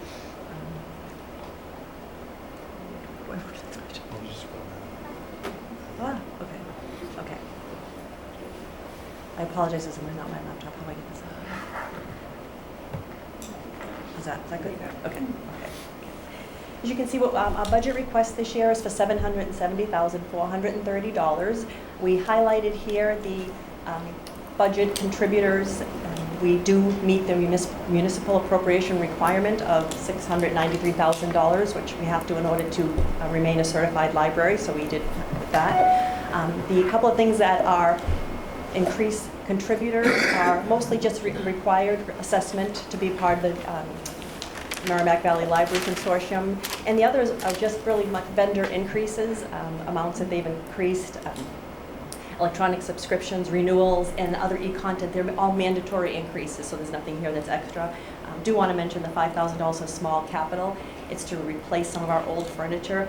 Just want to make sure I say this right. As part of our strategic plan this year, we repurposed a lot. If you're in the library, you'd see a lot of big changes. We listened to patrons and surveys and staff, and we did a lot of moving around. We moved the teen area to a better place. We moved the reference information services department downstairs. What else I think was written down here. Sheehan's Corner reading area, we moved upstairs because people wanted to be quiet. We purchased new furniture using state aid funds for that. I really want to take a minute just to say thank you to the DPW facilities, Todd and Nick. I can't even tell you how helpful they have been. They are professional. They are right on top of everything. They find ways to get things done, saving money, and we have had so many things accomplished. So I just really want to put that out there, how we're so lucky to be able to work with them. So the reason we are asking for the $5,000 is because we have a lot of rickety old furniture that has done a really great job for the last 32 years, but we're trying to get furniture now that is cohesive to go along with the furniture that we purchased. So that's what we are hoping. That's the addition here, just so we can continue to serve our patrons in the best way that we can. And we had $7,000 in the budget last year, training education line for one of our staff who was getting a degree. The degree anticipated graduation is May, so we will not be asking for money this year. So it's a good balance there. So we're not asking for very much money if you look at it, if you look at it that way. Okay. This I wanted to show. We always say that there's so much intrinsic value to a library being a community center and all the things it does. It can't always be measured by numbers, but our numbers are pretty impressive, so we're just going to put them out there really quick. So we've had really great print circulation numbers, our books, our DVDs, and then digital circulation, everyone doing e-books and Libby and audiobooks. And when COVID hit, while the digital circulation went up as we expected, and print circulation went down because we were closed or people had to come through the activity room. But as you can see now that COVID is over, we continue to rise in the digital circulation. People who started using Libby and e-books continue to love it. But if you look, our print circulation continues to go up, and we are at pre-pandemic numbers for our print circulation and for our digital circulation. So the library is really being used. It continues to be popular, and we feel like we're doing a really great job meeting the needs of the public, the library, and it's a popular materials library, getting the things that people are looking for. So we're really proud of that, and we just wanted to show you that as the digital has risen, so has the print continued to rise. Going fast. Okay. Last slide. Tyler, your turn. Okay. Yeah, and I think these numbers really illustrate the impact that our new programming coordinator has on our library. We hired a new program coordinator in September. As you can see, we had over 51,000 library visits since May when we started keeping track. We have 7,000 474 active patrons, which is, you know, about half the town, which is not the norm. It goes to show that people really love our library. And our program coordinator, Emily, has really diversified the sort of programs that we are able to host by having one person have that be their job. You know, 35 hours a week, just focusing on bringing people into the building. These numbers reflect that. Social media. Yeah, she exponentially has grown our social media, which is becoming an increasingly important part of running a library, engaging with the community in every way that we can. She attended, along with other staff members, a training to be Dementia Friends Champions, and we're launching a memory cafe later this month for patrons with dementia, Alzheimer's, and their caregivers. We're also planning on launching our homebound service, hopefully in May, to reach patrons who can't make it to the building. And she's been instrumental in that, and it's been really quite a boon to have just one person at the building be able to focus on that. Exactly. That's why staff is so dedicated and works so hard, but now we have someone that can actually execute all of the things and not being stuck on a desk. So that's the value. We have a real dedicated staff. We're adding intergenerational programming, and we thank you for your support so we can keep doing what we're doing. And we think our ghost appreciates I was just gonna ask about your ghost. we think she appreciates the effort. Look at them. Very creative. Thank you. Is she on payroll? That should be one of your programs. I think she's happy with what we're doing, Yeah. so that's why we put her there. So that's our presentation. We're happy to answer any questions. All right, my colleagues, anybody? Just a comment. I'm just so impressed at all the proactive things you are doing. Sure, the schools, that is our community center. And it's, you know, I hear about it from a lot of people. I hear about it from my wife all the time, how great your library is. And it's really, it appears to me from 10 years ago, it's a big turnaround. And reaching out to people who are homebound, you know, fantastic. So nothing but gratitude from me, and I think from the community as well. You're doing a fantastic job. So thank you so much. Thank you. Thank you. Thank you. You had me at memory care, that's near and dear to my heart. So I'm happy to hear that. Finance Committee, any questions or comments for the library? All right. Just again, I'd like to echo Yeah. Rich's comments and our appreciation for what you're doing. Just look at the numbers. Yeah. Half the population of the town of Mount Vernon are active patrons of the facility. It's a testament to your efforts, your staff's effort, the outreach, the programming, and you're touching every segment of the community, which isn't easy to do, and keeping in touch and you're growing your program. It's fantastic what you're doing on a very limited budget. But no, thank you, Lenny. Big congratulations. It's wonderful. Thank you so much. Thank you. Thank you. Done? Yeah. Good. Thank you very much. Have a good night. You too. Thanks for your patience. Thank you. And next we have Veterans.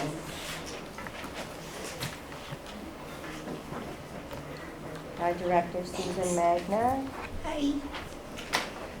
Welcome. I can see you. No balls.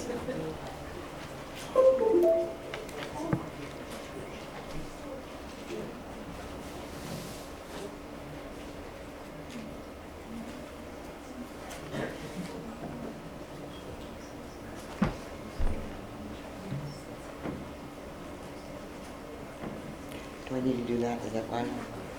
Stop shared memories.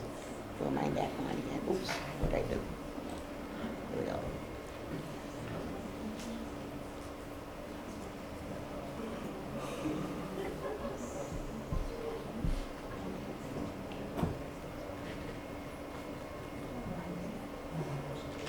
Why is that? Let me try it again. And I double checked it.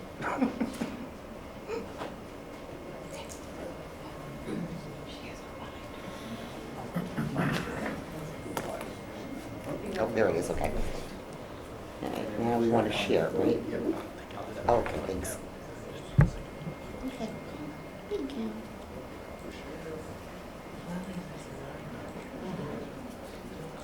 Oh, these big cool things, eh? Thank you muchly. Good evening, everybody. Good evening. I'm going to try to keep it short and sweet as well. We love that. So, as you're aware, the Veterans Department, Sue Magner, Veterans Director, and we have a part-time administrative assistant, Catherine McLaughlin. He's currently working the 19 hours. So we've incorporated, as starting last year, this was our first full year now, of having the Widow Support Group, that they meet once a month over at the Senior Center. And we've been averaging 10 to 16 participants. This year, what they did was they actually designed and made over 60 wreaths for the Bedford VA veterans to add something to their doors. We work on projects, and it's basically a mentoring setup that's going on. So each can be there for one another and getting to have, new friends in the family and stuff like that. The Veterans Day ceremony has been changed up a little bit. I believe most of you were probably there, to where this past year we incorporated stories of families and how the military families are affected as well as the veterans because of war, and those being away from home. In incorporating with that, we also added more where we're doing story times for the children. A short story that can be read, which it was a really big hit this past year. I think the kids really enjoyed it, and it seemed to go over well with the town. The dinner this past year ended up moving over to the Ultra Chic Hillview Country Club for the first time in years, and we worked with them, but in the interim we ended up not having the free dinners that we've been blessed with the last few years over the Tewksbury Country Club. So that being said, we were able to raise over $6,000 in generous donations between local businesses and the community at large. And what they were doing was sponsoring a veterans meal. Some did one, we actually had some that did 4 meals. We had quite a few of those that came through as well. So it was really great. So the ticket price was actually brought down in half. The federal claims are huge uptick on the federal claims, whether it's the disability, but a lot of it's falling under because of the PACT Act claims. And then there's always supplemental claims. So if they deny something, then we have to go back and push in with a supplemental claim. So the initial claims actually, when we work with them, the initial start, we're looking at 20 pages of application, just the application alone. The applications the application, and then it goes from there, then it's record of request and medicals, some as much as 700 pages that we're mailing out to Boston to get them uploaded that way.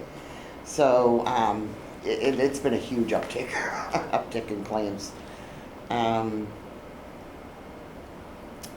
Then with the Veterans Events Committee, we're doing a lot more projects. One that we're working with right now, it's called Wreaths Across America. Our goal is for 2025 December, unless we were able to have some luck this year.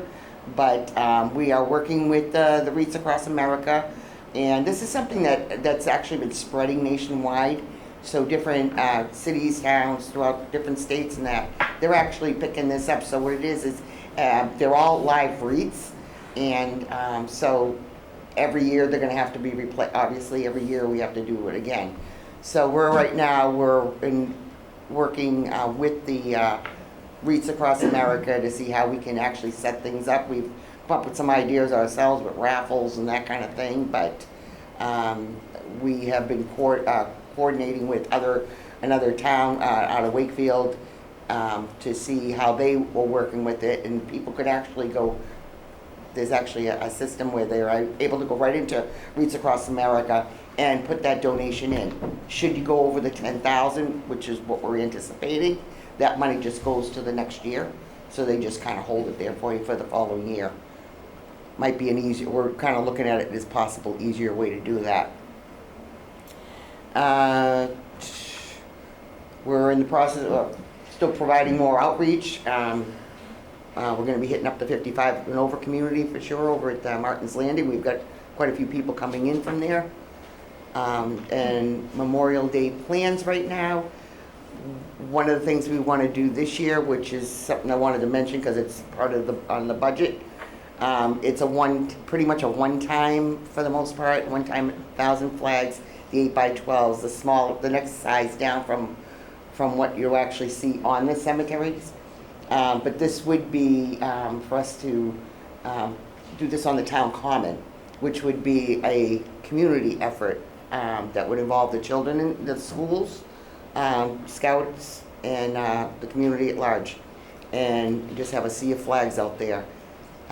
Remove them and then store them, and then as they need to be replaced, then we would replace one at a time. But it's not something we would have to replace 1,000 flags every year either. So I've already done some good research and found some good flags for, like, I think it was 140, 40, 44 or something like that for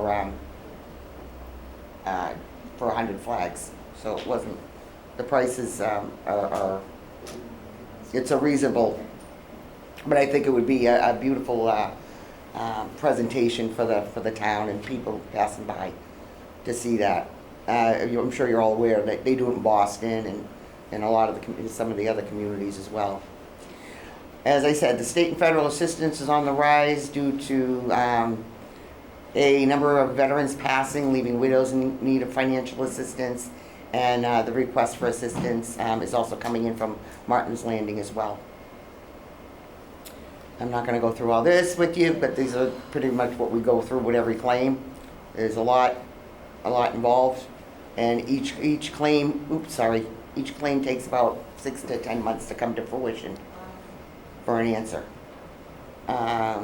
So there's many hours of research now involved due to the toxins and chemicals that are at all the bases and everything, and because of the PACT Act, putting in massive hours of research. So for the budget, the only thing we're looking for was an increase of from 19 hours to 25 hours for Catherine, which would be 6 hours. I decreased the travel line to accommodate the need for the other areas that I'm going to need an increase in. So $700, which covers the increase for postage, increase for office supplies, as well as subscription ads. And then the other supply items was for $1,200 that would give us that first run for the, this is not helping, is it? Sorry. There we go. For the flags to be placed out for the common. Like I said, that's going to be a one-time, so it's just maybe every year you just, might be 2 flags that need to be replaced, so you're only looking at pennies to the dollar on that. So that's the reason for the increase, 6 hours and the $1,200. The rest of it was all level funded on that end. Question and answers. Yeah, questions from my colleagues? Comments? Purple Hockey. Yes, thank you. Well done. Keep adding more on. Mrs. Manu-Pelli? Just a comment that it's well done, the services are well provided, and I thought that during the Veterans Day, I thought that the format that you had this year was excellent, and I think everybody was really moved by the speaker about her father. Mm-hmm. That was just such a visceral response. And then the kids' book that was read by Mrs. Aldridge. How much does one of those books cost, and can we somehow find or fundraise to give those out to the kids that attend? Because it's... I actually have probably about, I think, 30 or 40 sitting there. And I can reach out to the author again and see where she's got them at. Right, maybe we could get, buy them in bulk for a deal or something like that. I can definitely look Great into for them it. all to take one home. Yes, because they really, that was a really Yeah. well done change too. Right. The whole service is well done, but other than that, those are my just comments, is well done, thank you. Thank you. Mr. Studo? Mr. Wallner? All set. Thank you, Sue. Finance. Thank you, Sue, for all that you do. Mrs. Hurlwood? You've been quiet all night. It's because I haven't been able to hear anything. Everybody's been talking so fast and so quietly. Sue, you're doing a great job, so it's Thank you. not working, but I need to suggest that going from 19 to 25 hours means benefits. Yes. Is there any other way that it can be accomplished? That would be probably, it's, what is it, over 20 hours? Is it 20 hours or more? Is that how it works? 20 hours or more, yeah. Yeah. Well, she's at 19 right now. It's just the increase in there, I'm telling you, it's just crazy right now. With a second person or something, I mean, I don't know. I mean, I'm just a mother. Yeah, well, the only problem is there's no place to put that other person. But she doesn't have to be there at the same time. True. Alternate There could be an day. afternooner, yeah. So it's just food for Mhm. thought. And then I had a question about the cost of the 1,000 flags. Was that, you said something about 100 and some odd cookies for 100 flags. What was that number? I think it was 144, like a gross, that I think I can get a gross for around, 100 flags? yeah. So that was just kind of a, yeah, because we're still doing a final count on how many, I mean, we've lost quite a few people already in town here too, so Okay.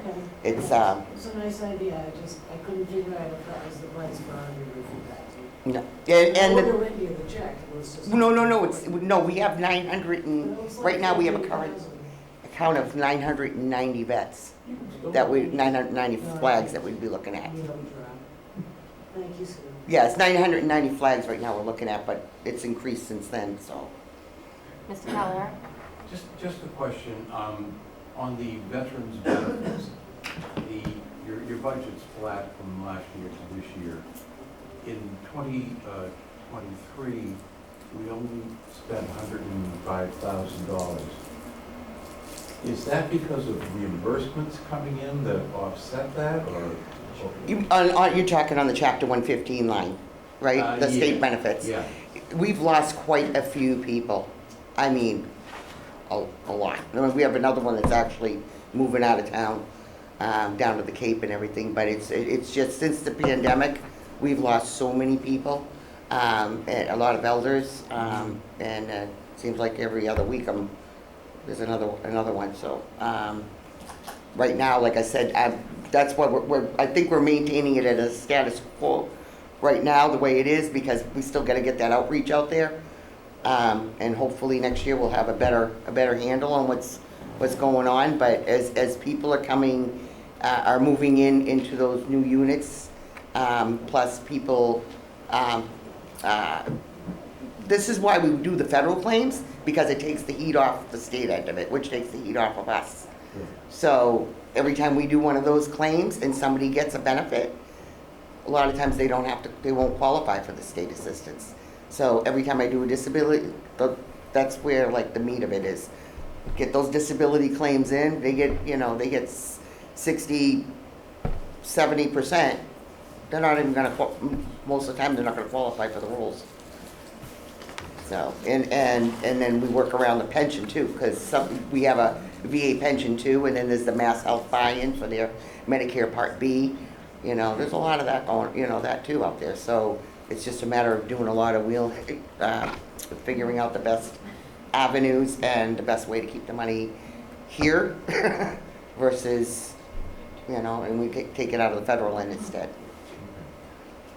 All right. Anyone else? All right, I would just like to say, as your liaison and working very closely with you, I thank you. I know how much effort you put in. I know what a love you have for your veterans and how hard you work to make sure they get everything that they are entitled to have. So I appreciate that. You're welcome. Thank you. You're welcome. All right. Thank you, Sue. Thank you, Sue.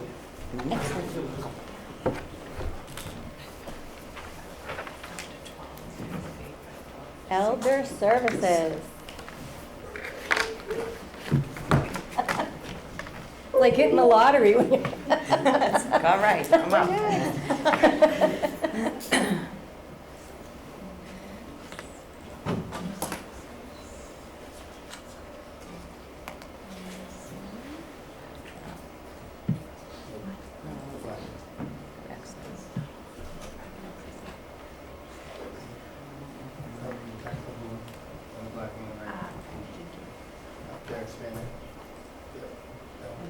Did you know if you click on it? That's you, right? Yes. Okay. To where? On the Adobe, yeah. Supposed to happen. I was clicking.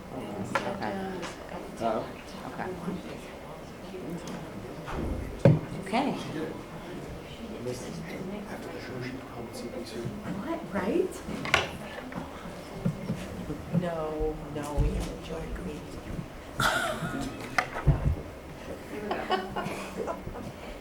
Manzelli, yes, we are ready for you. Thank you. Good evening. Thank you. Kim Manzelli, Director of the Senior Center in North Reading. I'm here to present the FY25 budget proposal on behalf of Department of Elder Services. Okay. No, not advancing.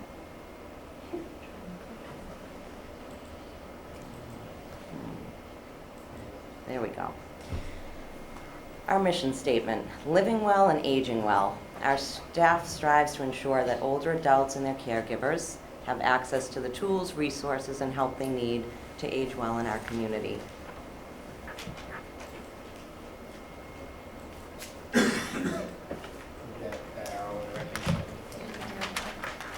Thanks. Sorry, technical difficulties. The Senior Center collaborates with a lot of community partners and agencies to provide a wide variety of programs for older adults to keep them engaged, active, and healthy. We work closely with Mystic Valley Elder Services as we provide information and referrals to services for residents, Shine Health Insurance Counseling, as well as our daily meal and nutrition program. So this shows you a variety of the programs that we offer, just to keep folks engaged and in touch in our community. Our staff. I want to thank our staff and also the Council on Aging board members, the Friends of the Council on Aging. We have a nice group in the room tonight. Our staff consists of 4 full-time staff members and 2 part-time van drivers.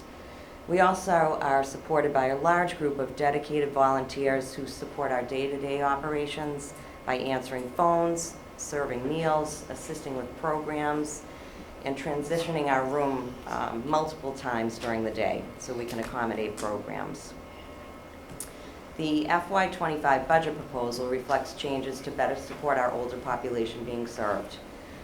We have 3 priority department initiatives that include transportation, outreach, and space needs.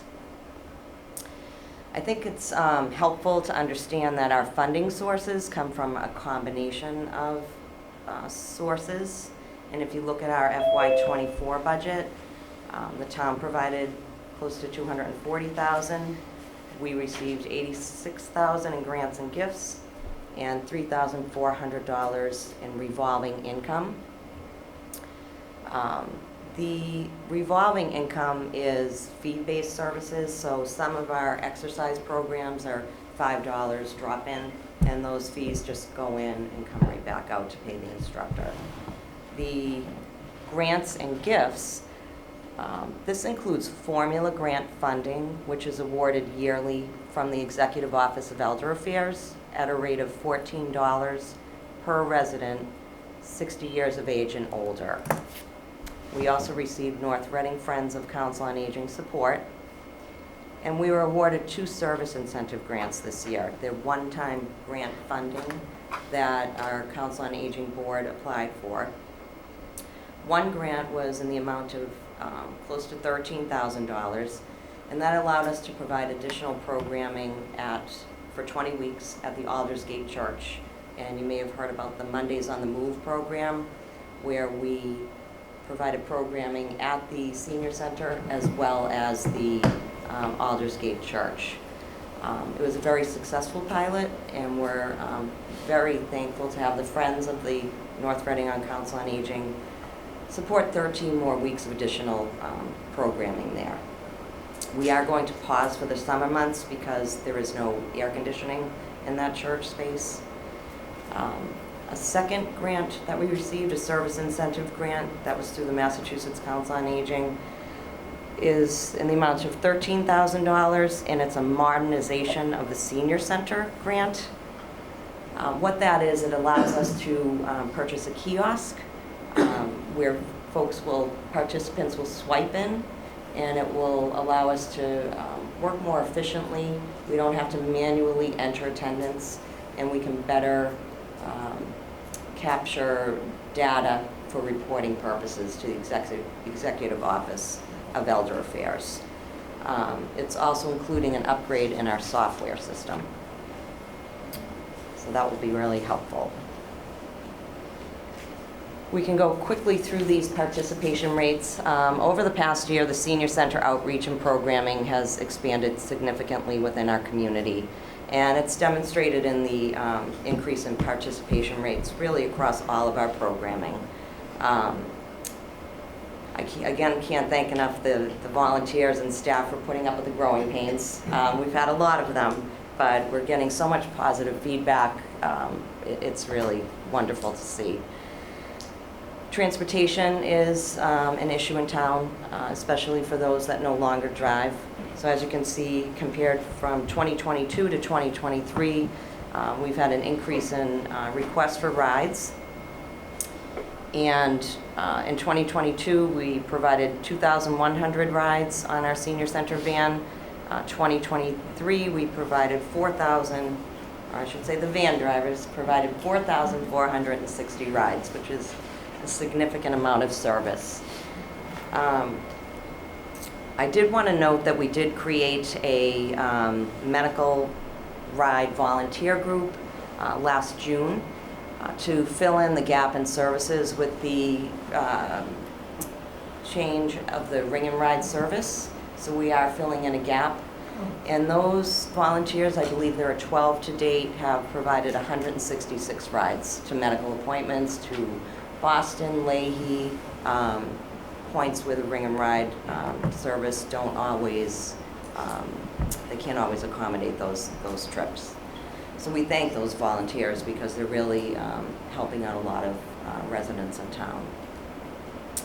So a priority initiative is around transportation, and it's to request an implementation of a market rate adjustment for a total of $8,963 for our part-time van drivers. We did a survey of comparable senior centers, and the pay range shows a range from $16.65 to $29 per hour, with an average rate of $21.70 an hour for drivers. So in an effort to attract candidates and to treat existing drivers fairly, we'd like to recommend driver pay increase to $21 an hour in fiscal year '25. Our drivers aren't just performing a shuttle service where they're pulling up and beeping outside. They do require training certifications for disability awareness, certifications to perform their job duties, which include securing passengers properly and safely, and using the lift on the van to securely to secure a passenger using the lift to get onto the van. So it is quite involved, and it's a vital service that our residents are relying on, and we feel that $21 an hour is a comparable rate to surrounding communities. As you can see from all of our programs, we're seeing an upward trend across the board. We're bustling up on the hill. Residents are fondly referring to our place on the hill as the O'Leary Senior Center. With an increase in participation in all the programming, we're seeing an increase in interactions between residents, which is wonderful. They develop a trust with our staff, and therefore will trust us and request assistance at times. With this overall increase in outreach, we're looking to fund our outreach coordinator salary to full town funding. And that's a total increase of $21,000. Susan Tilton, our outreach coordinator, she started in 2016. She helps vulnerable residents stay in their homes by connecting them to services. The Executive Office of Elder Affairs formula grant funding has covered a portion of the outreach coordinator salary from fiscal year 17 to fiscal year 24. So we're asking for an increase of town funding from 20 hours to 35 hours to secure this crucial role to the department. So it's fully town funded and not relying on grant funds. And moving right along, our meal program, again, huge increase in meals. We were lucky to use the Aldersgate space this past 20 weeks. We had 68 residents attend lunch there. There's more capacity so we can see people. It's not as close quarters. The congregate meal program is very well attended daily. Using the Aldersgate space 1 day a week allows us to shift the bigger programs down to the church with events later on after the program. And it's a $2 suggested donation. So we're kind of known as one of the best places in town to get a meal for a $2 suggested donation. Our meal site coordinators, Kathy Sumner and Pat Fillmore, with volunteers and staff, served 4,599 meals in 2023. It's just a valuable meal program for older adults to attend. It's a nutritious meal, they can socialize, and they just really enjoy the staple program. If we hold this program at the church 1 day a week, people aren't as rushed leaving the senior center as well, so it just gives us the ability to expand.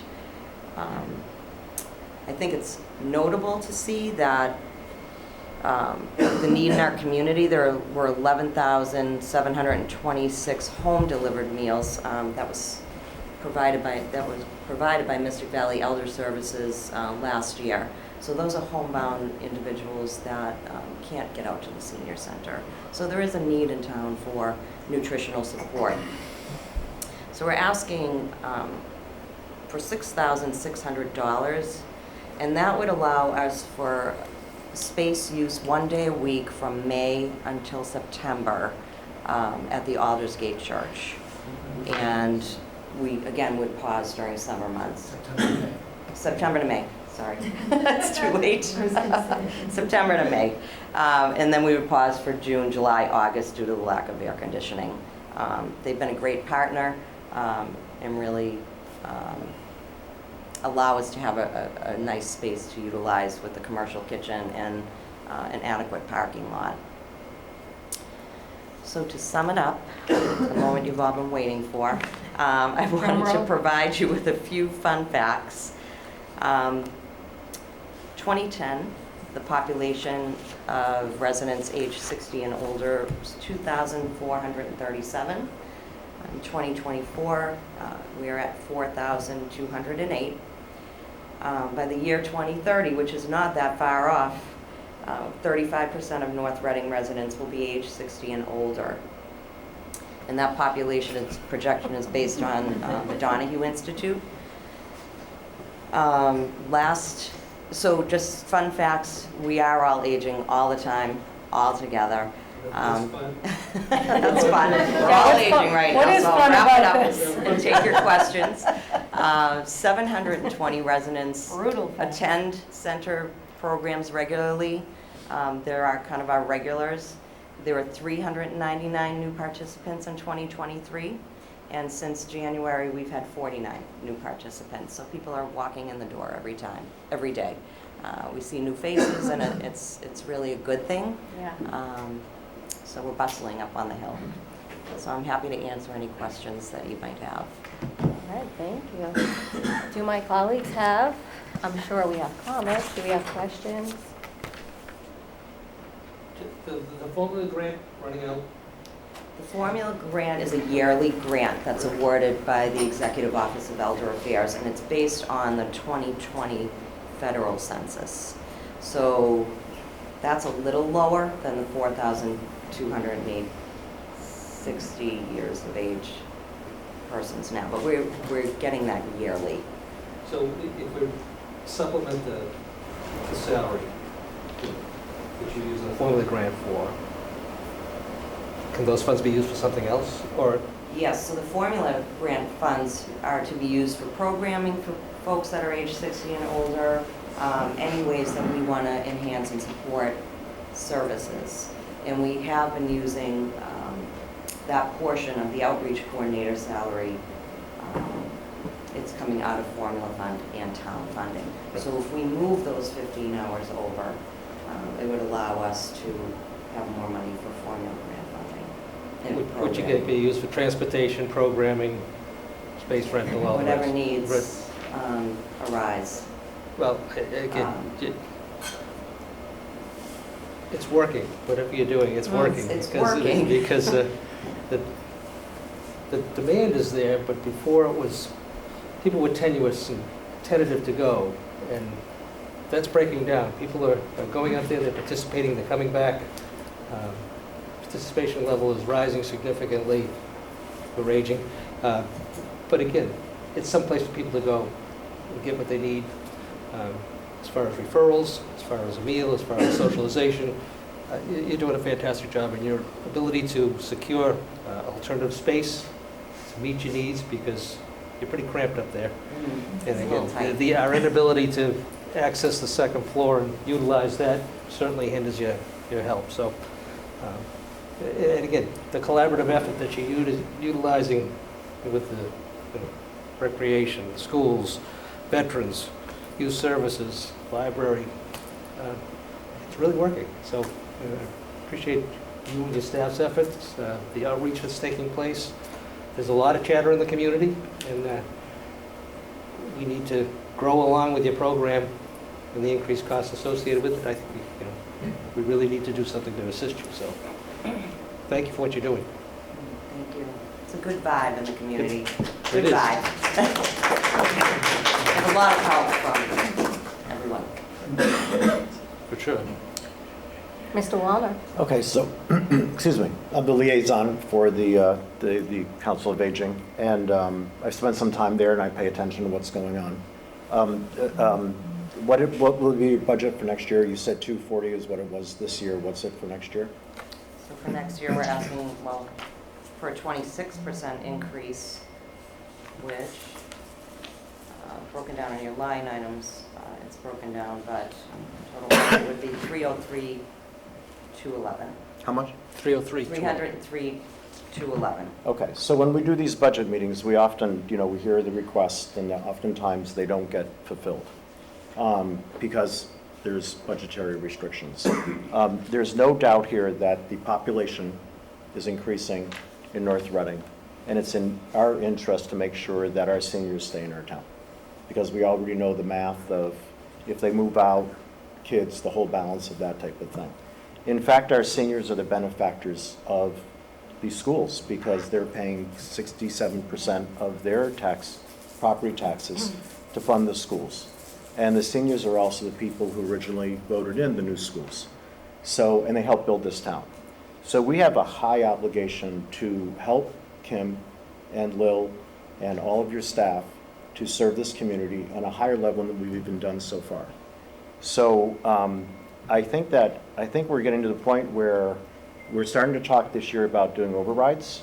If we're going to be talking about doing overrides, that is one department that really needs to have an override. And I think as we go through the budgetary process, I think other departments are in the same zone.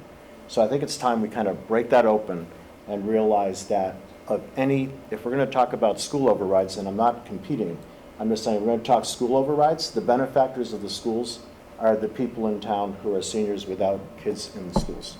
And they are conjoined at the hip. And if we ignore one, then we're ignoring the other.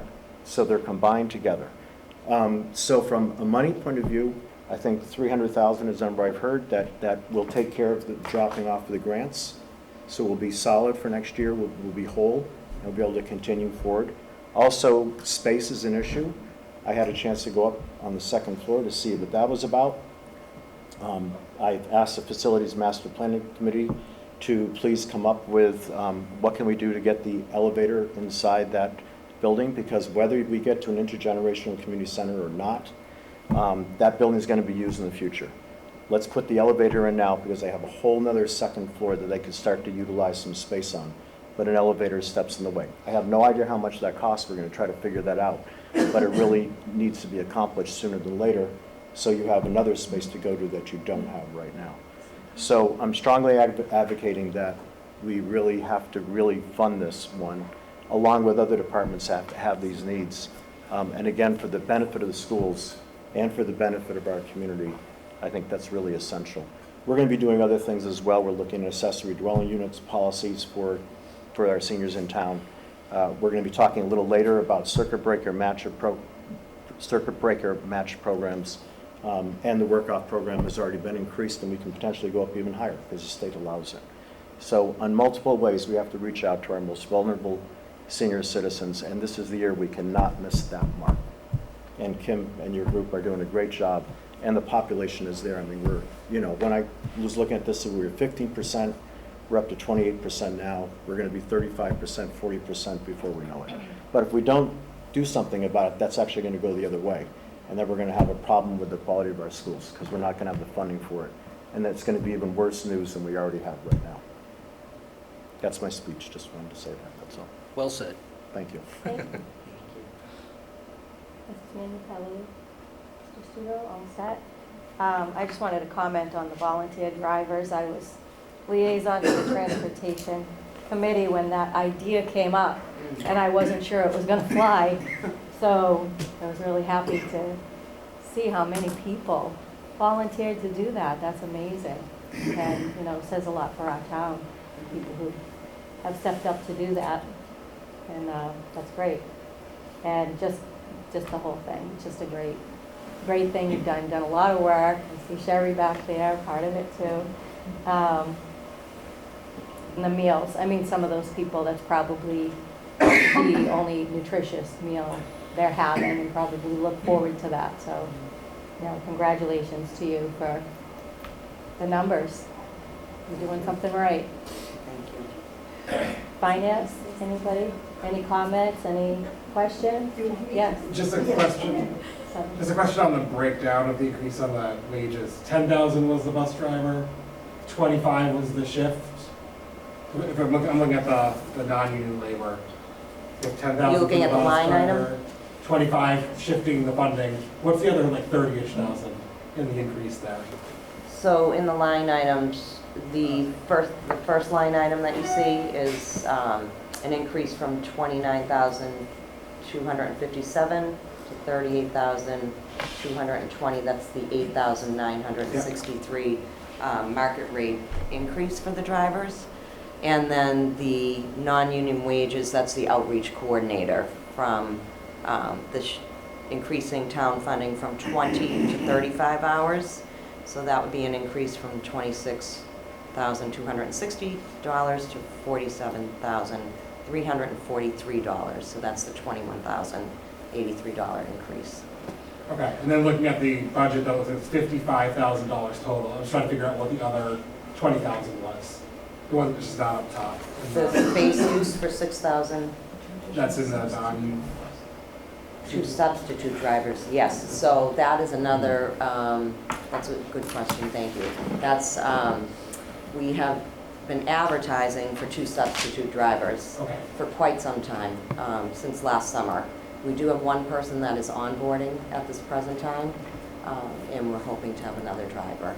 But increasing the market rate would help attract a driver.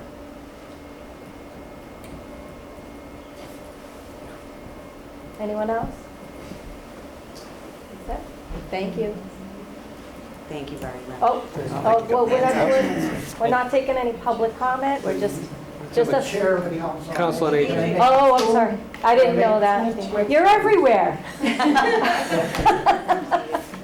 I think most of you know me, I'm Dan Greenberg, I live on Shady Hill Drive, I'm the chair of the council on aging. I just want to make 2 quick points. One, the fact that the senior center has been drastically underfunded for decades is not a reason to continue to underfund the senior center. In fact, it's a reason to justify the significant increase that we recognize we're asking for. And my second point is, I don't know if there's any other department in town that is required to go out and grant funding for recurring normal operating expenses. Is there any other department in town that pays salaries from grants because we can't get the money from the town? I mean, there are departments where that happens, but we're seeing a request and we'll certainly respond to it to the extent that we can. The town needs to support the senior center on an ongoing basis in a manner that it has not been doing historically. The results speak for themselves. The need speaks for itself. You need to stand up. Thank you. Thank you, Mr. Greenberg.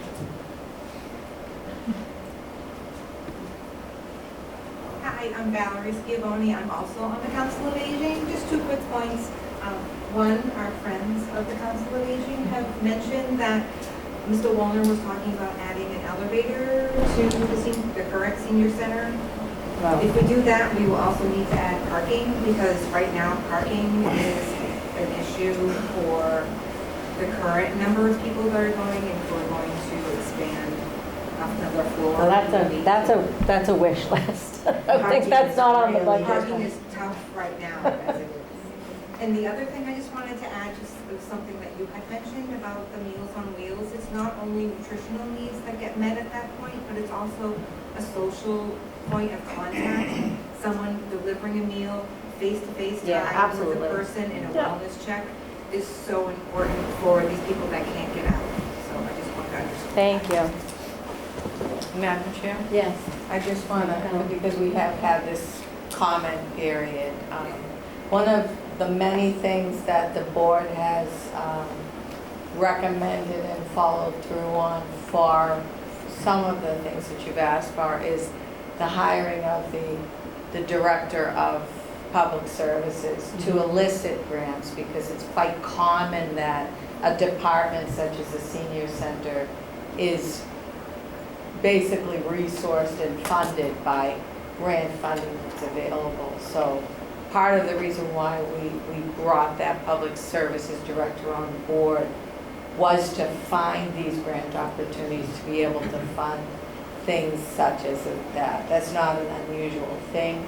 And we hope that there's more work and ability to locate more grant funding to be able to provide more services that are there. I don't want to get into we're not, no, we can't go back and forth. But I also wanted to tell, because there's this sort of misrepresentation that we haven't, focus in on these things, and we've done a number of initiatives, and we'd like to continue doing a number of initiatives.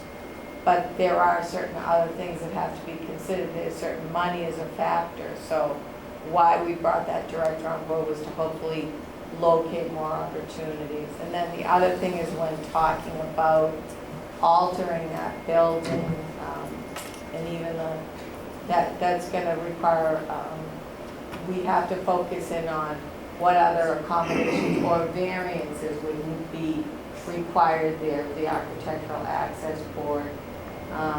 We had similar situation before, I could speak from experience in a different community, where they wanted to alter it by volunteer service, and they ended up having to shut the building down because as it was altered on entryway points, requires it to be totally upgraded to current building code. So, but there one of the things that was considered was an exterior lift.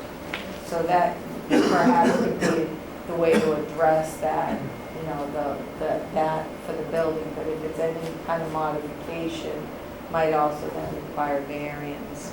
I just wanted to point that out. Yeah, we're not gonna go back and forth. It's highly unusual during the budget hearing. Well, we're trying to make the tenets of that. Years ago, Mr. Walner brought the age-friendly initiatives to our attention, working with many of the people sitting here. And so we're trying to reach those objectives and make those objectives. And we've been trying to work towards those goals for years now. Yeah, the public service director was a major one to get started, Yes. and brought a lot of things together that we hadn't before. Yes, Yeah. absolutely. Yeah. In the past 18 months, between the Council on Aging and the Transportation Committee, we have obtained $185,000 in grant money. It's amazing. So we are doing the best we can. And it's amazing efforts. And Mr. Greenberg, I know that you're a big part of that, so thank you. And they enlisted volunteers to be able to do some of these medical rides. It's amazing work. It's amazing work. All right, so thank you, Mrs. Vanzelli. Thank you. And we're gonna move on Thank to you, Dan. youth services.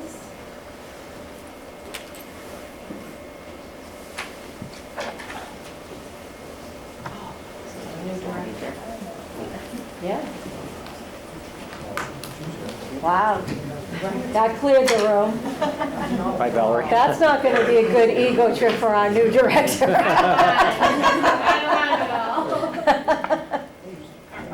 We're with you. We're with you. We haven't changed. We're still here.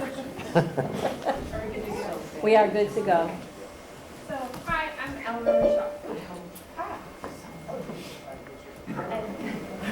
Hi, I'm Eleanor Bouchard. I'm the new Director of Youth Services. I'm excited to be here to present the FY25 budget. So I wanted to just kind of mention some of the town-wide benefits of youth services. We offer free middle school and high school drop-in after-school programming. This allows for a flexibility of attendance, which works around sports and other commitments. A lot of clubs at the schools have a more significant requirement of attendance, and we're very flexible. This also, because we're now at the library, which is walking distance for students from many of our schools, there are fewer barriers to enter, such as cost, transportation, and accessibility. These are not issues with youth services programming, which makes me really excited. We offer also provide free homework support for middle schoolers now, and we're adding high school homework support in April as well. We have mentoring and multi-age programs, which helps older students take on that role model role and gives younger students support. Additionally, there's life and job skills programming. This includes mental health strategies, specific skill groups, resume review, interview prep for new adults, those kinds of things that are a very hard transition. We're here to help. And there's a connection for non-traditionally schooled students who are in homeschools or attending online schools, a very significant growing population, didn't exist 10 years ago. And anybody in out-of-district placements. This is a space for all youth of the town to be welcome. And we work in collaboration with the schools, senior center, CIT, Parks and Rec, library, everybody together in order to have intergenerational programs and to connect youth and families to resources across the town. So, with all those benefits, here are some things that we're hoping to continue funding or fund a little more. So, hoping to add $1,963 for programming supplies. We are expanding the program offerings to be about 18 to 22 a month, and additional programming requires additional funding. Additionally, asking for $1,000 for professional development for certifications and training in positive youth development and job skills training for the most part. And additionally, asking for something that's been asked for before, but maybe slightly differently, $25,000 for a part-time program assistant. This person would work 19 hours. They'd be a non-benefit, non-union position. And this position would allow for youth services, currently a department of one, to increase programming that partially because two people means all different kinds of background and interest areas. I am not a good dungeon master, but if somebody were, then we could offer more Dungeons and Dragons program. That was a big ask on our 2023 survey. Additionally, could focus on different age groups. A part-time program assistant would allow for us to have simultaneous youth services programs and school meetings. Currently, many of the schools, middle school and high school included, have their school council meetings at 3:30, right after school. And no one from youth services is able to go there because youth services is me, and I'm doing programming during that time. So that would be really helpful. Additionally, leave coverage. Currently, if I'm sick, we have to cancel programs, and we do want to try to have consistency for our youth. That's really important. And so if we offer these kinds of programs, to continually offer them would be beneficial. Additionally, 2-leader program allows us to get much better accommodations for people with disabilities. This means that we can have one person sitting and supporting somebody who needs extra support while somebody else is leading something. It also is a best practice for child safety. If someone were to run out of the room or have a medical issue, one person, adult, can deal with that, while the other adult is making sure everything works well. If you've ever been a Boy Scout leader or a Girl Scout leader of any kind, you know 2 adults is probably always best. Additionally, department transitions. I plan to stay for a long time, but if the youth services director ever were to transition to another role, we would have continual programming if we had a part-time assistant person. And opportunities for more evenings and weekends programming. We did a 2023 survey of families in North Reading, and 32% of respondents did ask for evening or weekend programming, which is challenging to do right now as a department of one. And that's the end of my presentation. Oh. Thank you. Yeah. Mr. Well, Wilder? first of all, welcome aboard. Yeah. You walked into it at a very busy time. How are you finding? I love it here. Very happy. All reports are wonderful to date, so everybody's sounding your praises, and your outreach is good. And working from the law library appears to be working extremely well as far as They're a fabulous partner. rather than out of this building like we were doing before, so it makes it a lot more sense. But appreciate your being here, appreciate your outreach, continued outreach and growing outreach, and programming that you're proposing. Sounds like a good idea. Thank you.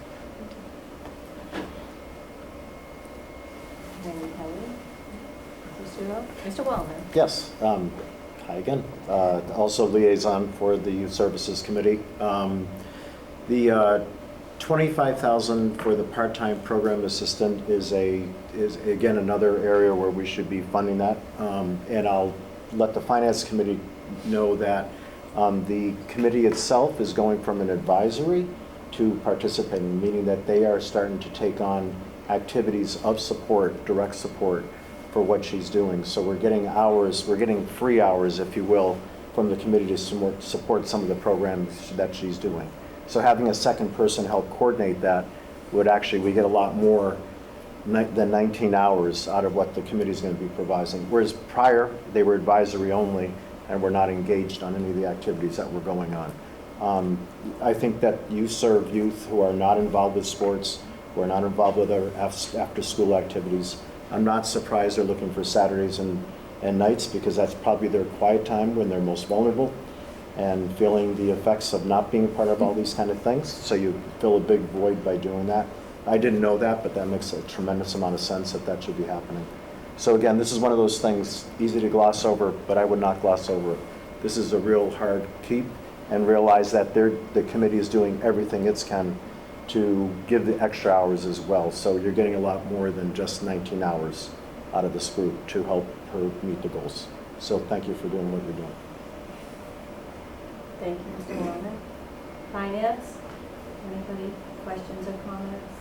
Mrs. My Schroeder? only comment is that the halftime program assistant has been an ask for several years, so we're somewhat familiar with this, and we certainly will consider it. Thank you. All right. Thank you so much. Thank you. And welcome. Thank you. Public Service Administration. Speaking of. Speaking of, I'm gonna have to share that.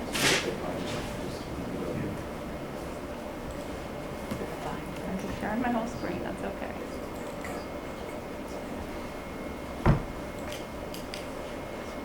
Okay. So, I will warn you that Public Services is not asking for any budget increase this year, except for a 1% COLA for myself, the administrative line anyway. But just an overview of what Public Services covers. Yep. Oh, it's only on this screen, okay.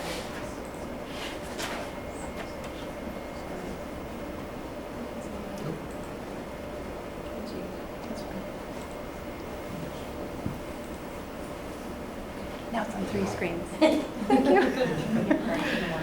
All right. So public services, according to the town charter, consists of 6 units. So library, senior center, veterans, and youth you've heard from today. Parks and Rec and town clerk will present March 18th. So I don't want to talk in detail about theirs, but you'll be able to ask questions. This past year, I've been additionally helping with the Community Impact Team Advisory Board as secretary, leading the Social Services Action Team, supporting the Transportation Committee and the Commission on Disabilities. I've been named as an ADA contact if residents need help or accommodations to access town services programs, meetings, or materials. So if you visited the town website and said, I need help with accessibility, you won't always go to the building inspector anymore. It depends on what type of help you need. You might come to me. Quick highlights for the Transportation Committee. It launched in 2023. They created an options brochure because the set of choices you have as a North Reading resident, there's quite a few. All are patchy, so there are still gaps, but we wanted people to know what options they already have, whether it's through their health insurance, through the senior center, through Regional Transit Authority, sometimes applying to MBTA. So that's on the town website and at the senior center. We onboarded, like you heard earlier, about 12 volunteers. I've been involved in significant grant writing for transportation and helped create some backup arrangements, which we've had to use, unfortunately, when our town vans weren't as reliable as we hoped. But we've made it through and sort of kept up with needs. Also youth services, you just met Eleanor, and I'm so glad that it's in a permanent sort of home and continuing to launch new programs at full scale at this point. The Social Services Action Team over the past year, we looked at home visit safety with NRPD. We've developed a financial resources guide, which I need to do more press about, but if you visit northreadingma.gov/financial assistance, there's a list of all kinds of local, state, and federal programs that our residents might be eligible for if they're struggling to pay their bills. It includes links back to the assessor for property tax exemptions, to the senior center, to veterans, to the food pantry, and then to a bunch of sort of state and nonprofit agencies for different things. People are still welcome to go to those providers for help, but if there's someone that really wants to self-navigate, we've tried to put all those resources in one place so they can read more about them and decide what they want to try. Upcoming next week, we have a boarding training because that's an issue that affects all kinds of residents, but in the many departments that do social services, we touch boarding cases different ways. And if we learn best practices about supporting families in that situation, hopefully we can coordinate better and be more effective for those cases. And then the last thing, I'm sure you noticed in your town census packet that we had an accessibility survey this year. That was made possible with June town meeting warrant Article 33 funding. And I have a brief update on that as well. But we've had a really great response to that. We have over 1,400 surveys received. And from that, the Transportation Committee and Commission on Disabilities will have some real data when they're thinking about local residents' needs that they might be able to respond to in one way or another. So my budget is this bottom one, and I'm proposing 103, which is about a $1,000 increase, and that's just a contractual change in my pay for next year. So no changes to supplies or services anticipated. I just wanted to give the whole overview too, so that you can see the relative scale of the different departments. So you've just heard from Youth Services. They're about 4% of this year's public services spending. You also heard from the library, that's 36%. So you can see how we are. If Youth Services gets the person they're asking for, next year they'll flip and they'll have more money than me, which I would be proud of, because as an administrative piece supporting all these units, I'd love to see our direct services be more spending than I am. I've done an attempt, and if given specific guidelines, it might work out slightly differently, but I did an attempt to characterize what is the level service portion of all their requested increases. It looks like that would be over more than a 4% increase over the fiscal year 24. That's just taking into account, the contracts, the consortium and license fees that we can't control, vehicle maintenance, and for the town clerk, we can't control how many elections are in the next fiscal year. It just gets more expensive when there are more. And then where there are increases that the department heads have characterized as really level service, to buy the same number of widgets, it's going to cost this much more. So that's sort of what I'm looking at. And then overall, if you take into account their wish list and the level service, there's a 10.5% increase proposed. So. Then just briefly, for transportation, we had the $60,000 in one-time funding awarded by town meeting, and this is our full spending to date. So we spent $1,600 on that survey. It was incredibly cheap to get back 1,400 responses, so less than $2 per response. We also have spent $3,300 so far between July and the end of last month on volunteer software. We've had to rent vehicles when our vehicles weren't functioning. We've had to occasionally use a backup ride service when our vehicles or drivers weren't available. And I bought lunch for the volunteers at one point during a training. And then so far we've charged about $780 for driver hours when they went over the town's 35, and towards coordinator hours. We were able to get a full-time transportation coordinator effective January of 2024, but 80% of those hours for transportation coordination come out of the MassDOT grants below. So that's why it's such a small amount that we've really spent from the town funds on that.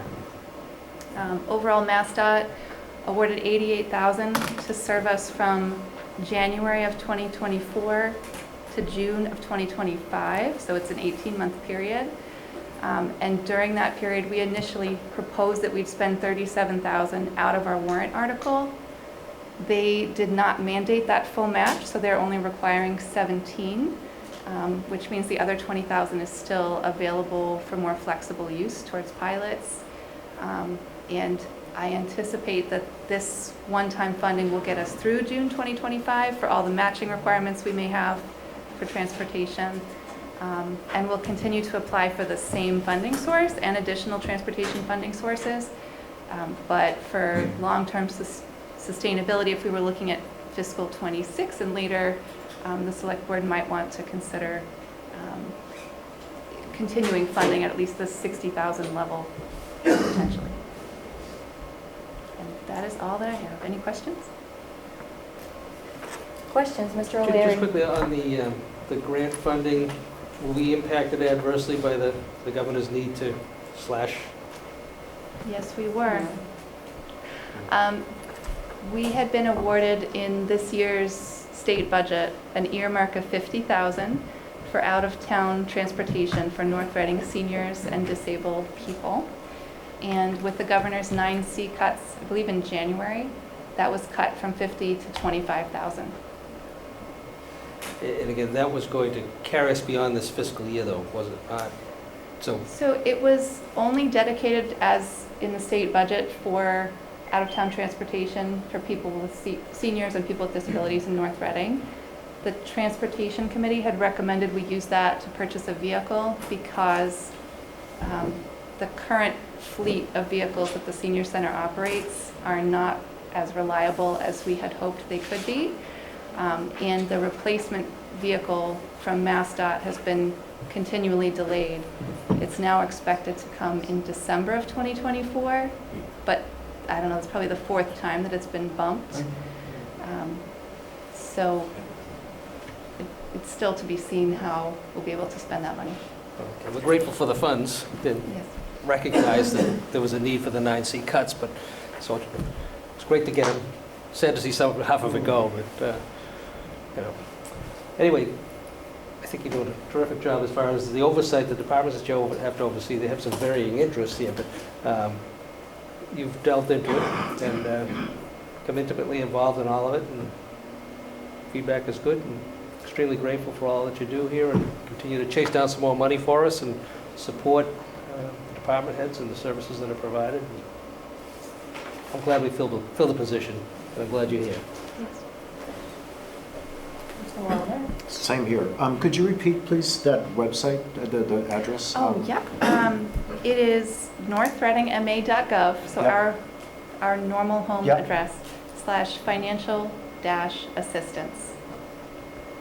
And I believe one easy way to get to it, if you're on the CIT resources pages, it's also embedded there in the places that make sense. And it's always good to be on the CIT resource page. Okay, good. All right. Lots of good things going on I didn't realize there. you had finished that or done that, so good. Thank you for doing that. No, fantastic job. You know, again, great hire. Glad we filled that role.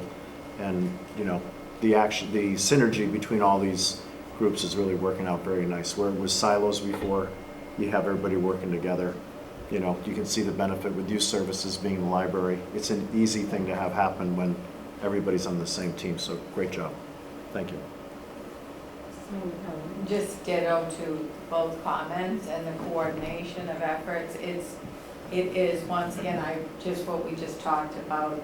All of these initiatives that you presented, the select board was behind in putting them forward to the town for town meeting vote, you know, on behalf of these various public services divisions that you're overseeing.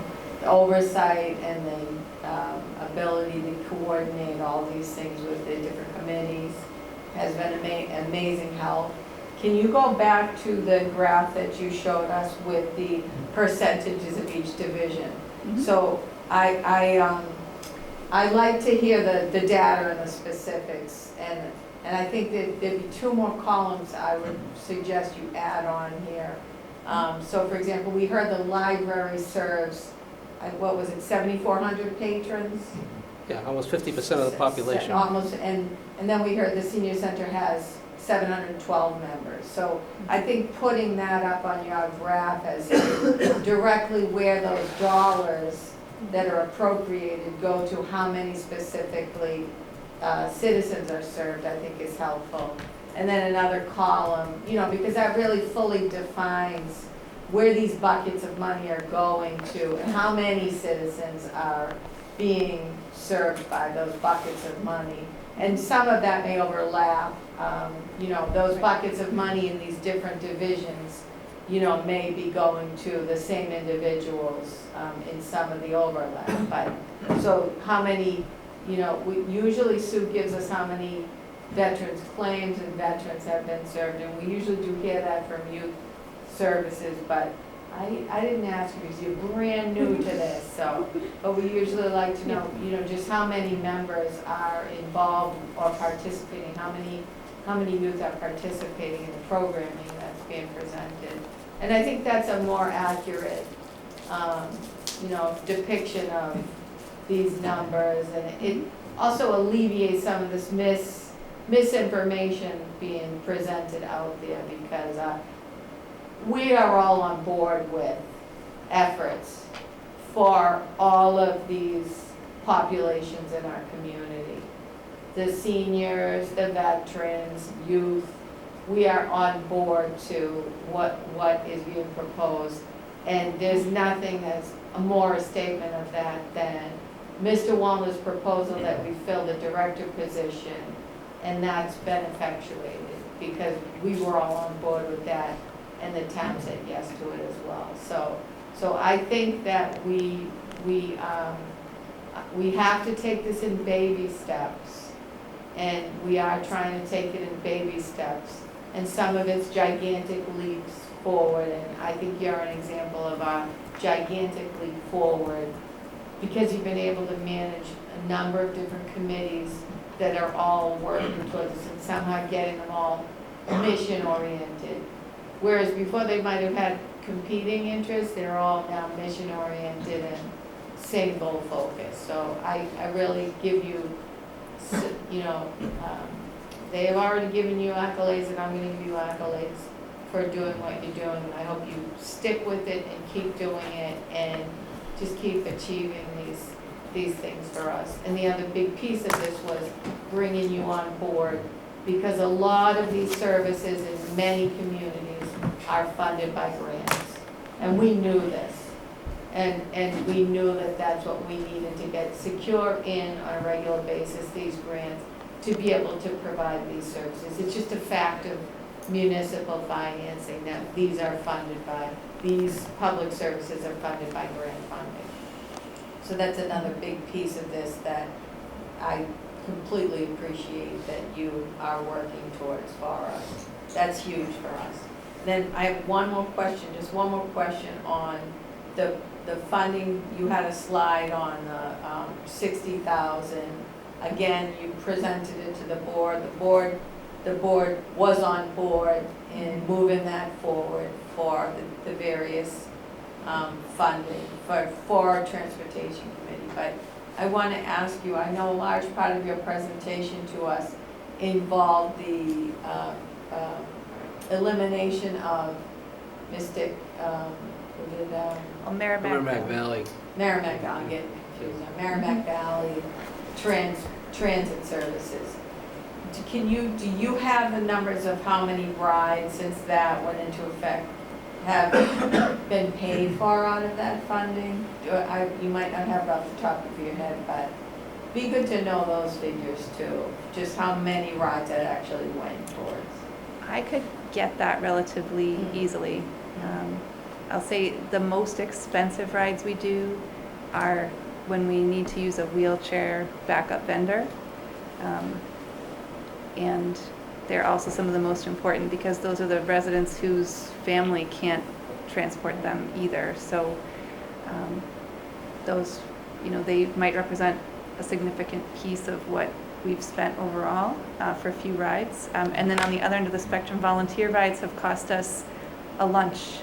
So those have been great. And as Kim mentioned, 166 completed trips for them. So yeah, that's another, I wanted to thank you for that too. That's amazing that you've been able to coordinate those volunteers to be able to do that for their neighbors here. I'm all set, but thank you. I'm all set, Madam Chair. Mr. Studo? Good work. Yeah. And I will echo my colleagues. I honestly don't know when you're home. I see you here all the time. So I know you're working really hard, and I've been on committees with you, and you're doing a great job, so thank you. But the Transportation Committee and that whole aspect of things has just taken a quantum leap forward. Absolutely. In a very short period of time. And that's, your coordination, the volunteers, everything, the committee, done a fantastic job in a very short period of time. And Just taking the bull by the horns. It's a great little committee, too. They're very dedicated. It's one of the biggest needs. Yeah. And as we see, what do we have, over 1,000 responses just on transportation, right? yes, so that's how many filled out the transportation section. And many people responded, and it's good to know. They said, I'm all set, but it's it's sort of heartwarming. I'm glancing through the hundreds of surveys today, and there's probably a dozen new people that signed up to volunteer to help a neighbor through that survey. Yeah, it's great. It really is. Thank you so much. It's a good survey. It's a great survey. We did a nice job. Successful one. Yes. Thank you so much. And last but certainly not least, and thank you for your patience, Hillview.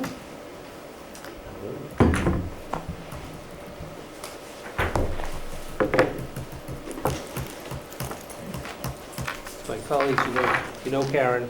This is Ted. Ted Hager, he's our treasurer of the Building Commission. Hey there, hi. I'm at the tail end of a cold, sorry. Former member of the Finance Committee. Yep. I don't have a presentation, but I think everyone probably has the budget package, so we'll just walk through that. I guess first, a couple of the accomplishments, as you might read there, is the course improvements we've been doing this year. We began that, and that'll be running through into 2025. You'll see that in the budget. We re-upped the course management contract. We only had 2 actual bids. One was incoherent, so we stuck with the incumbents. Pretty much the exact same deal that we've had for quite some time. And we do have some discussion around their rate increase per year. It's the same rate they've been doing an increase, and at some point it will become an issue, as in it's cutting into the debt service that we can support. We'll still be profitable for quite some time if they would continue to keep raising. But, it is in our minds that, at some point we have to have a conversation with them, which we tried to have. Hey, can't keep going up the same rate, or else we won't have the same service to the town that we still intend to do. So those are a couple things that happened. The golf cart leases came up. Same deal with that, though. That just renewed under the exact same process. I'll jump into the budget itself. So you might notice a couple differences there, some numbers that jumped, some new things showing up there. So last year when I presented the budget, I just got onto the commission and was asked to just keep a flat budget, essentially, so that's what I did. Flat budget, having never seen any actuals. So this year I finally got a login to the Munis accounting system, said, oh, here's what our actuals look like. In some accounts, some places they do mirror the budgets, but others that they weren't. So in this budget, what I tried to do is say, hey, here's what I actually expect to happen this year.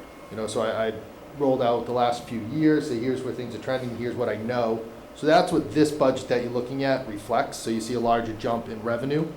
Now I expect the revenue to be there. We're going to be finishing between the 2.3 million revenue this year, not the 1.8, not the 1.75 that we've been showing in years past. So, it all goes to the bottom line, goes to retained earnings.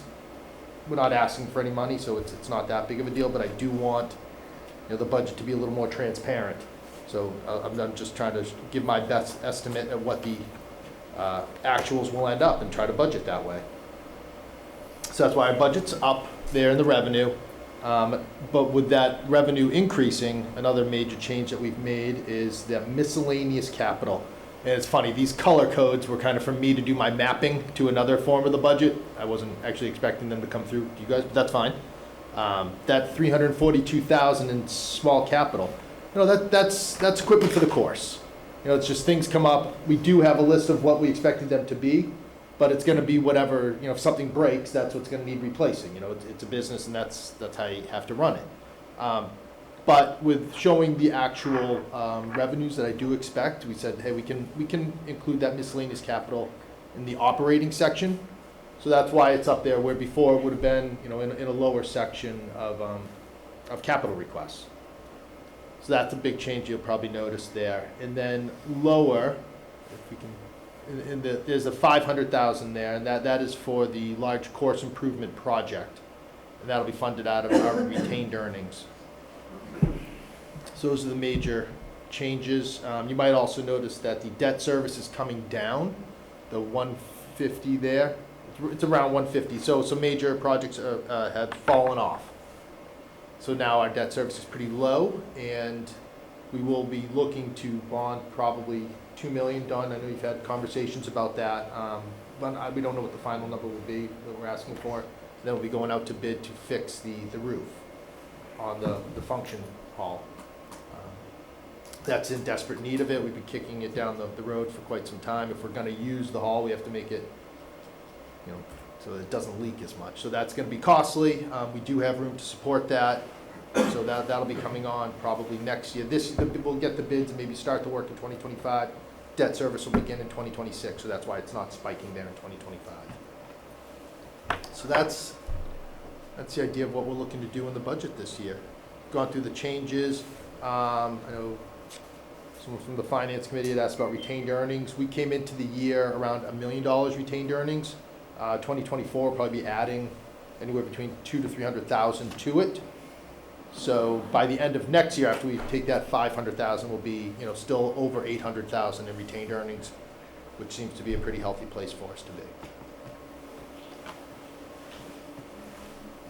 Mr. Gilberto. I'm just going to ask the finance director to comment on how we'll present the capital. I know there's been some conversation about that, just so that everyone's on the same page. Okay, so the course improvements, building improvements, the 500,000 will go in large capital in the capital article. The 342,000, because it's being funded from Hillview revenue as opposed to retained earnings, will be within their operating budget. The funding source for the 500 is? That's retained earnings. That's all retained earnings? Yeah, that's capital. And we're going to leave the 342 in the operating budget? Right, the capital committee has in fact reviewed and they're, you know, ranking going through the full process on the 342, so it is going through the review, but because it's being funded from Hillview revenue, it has to be in the operating budget because it would close out at the end of the year. It doesn't carry like an article that was funded from retained earnings. Yeah, so if they don't spend it, it goes back to retained earnings. Right. But if there's a need during the course of the year, they don't have to worry about not having the appropriation through a separate article, or it allows them to just go out and get it. Right. That's all I got. Anyone else? Just the other thing, though, you might just want to touch a little bit on, you know, ultra chic. Sure. So, yeah. You do. Well, Karen works a lot with them, but she's a little sick, so I'll talk about them. Yeah, I'm right. You okay to speak on them? Yeah, so they've been with us about 2 years now. They are generally doing about, right now they're about 3 events a month. They try to keep it tight because of the elaborate nature of anybody who's seen any events. Their events are very elaborate, so they can't do a Friday, Saturday event where it takes them 3 days to build up, but their revenue covers that. Right now, they're in a little bit of a slow season, but they're looking to pick, I looked at their calendar, they're picking back up in May, so they're going to be in much better shape come May. They're looking to expand, do smaller events down in the pub area, but that's part of the areas where we've been having some water leaks with the roof. So they haven't been able to expand into the pub as of yet, nor have we really encouraged them to, get a pub partner as of yet, because they're just not ready. We're doing the walk before you can run type of thing, but we're hoping that once the roof is secured and the pub is in much better shape, then we can take next steps with them. But they've been a great partner. They pay all of their invoices on time. They're very responsive to any questions or needs that we have, and we're fortunate to have somebody in and occupying the building again. Yeah.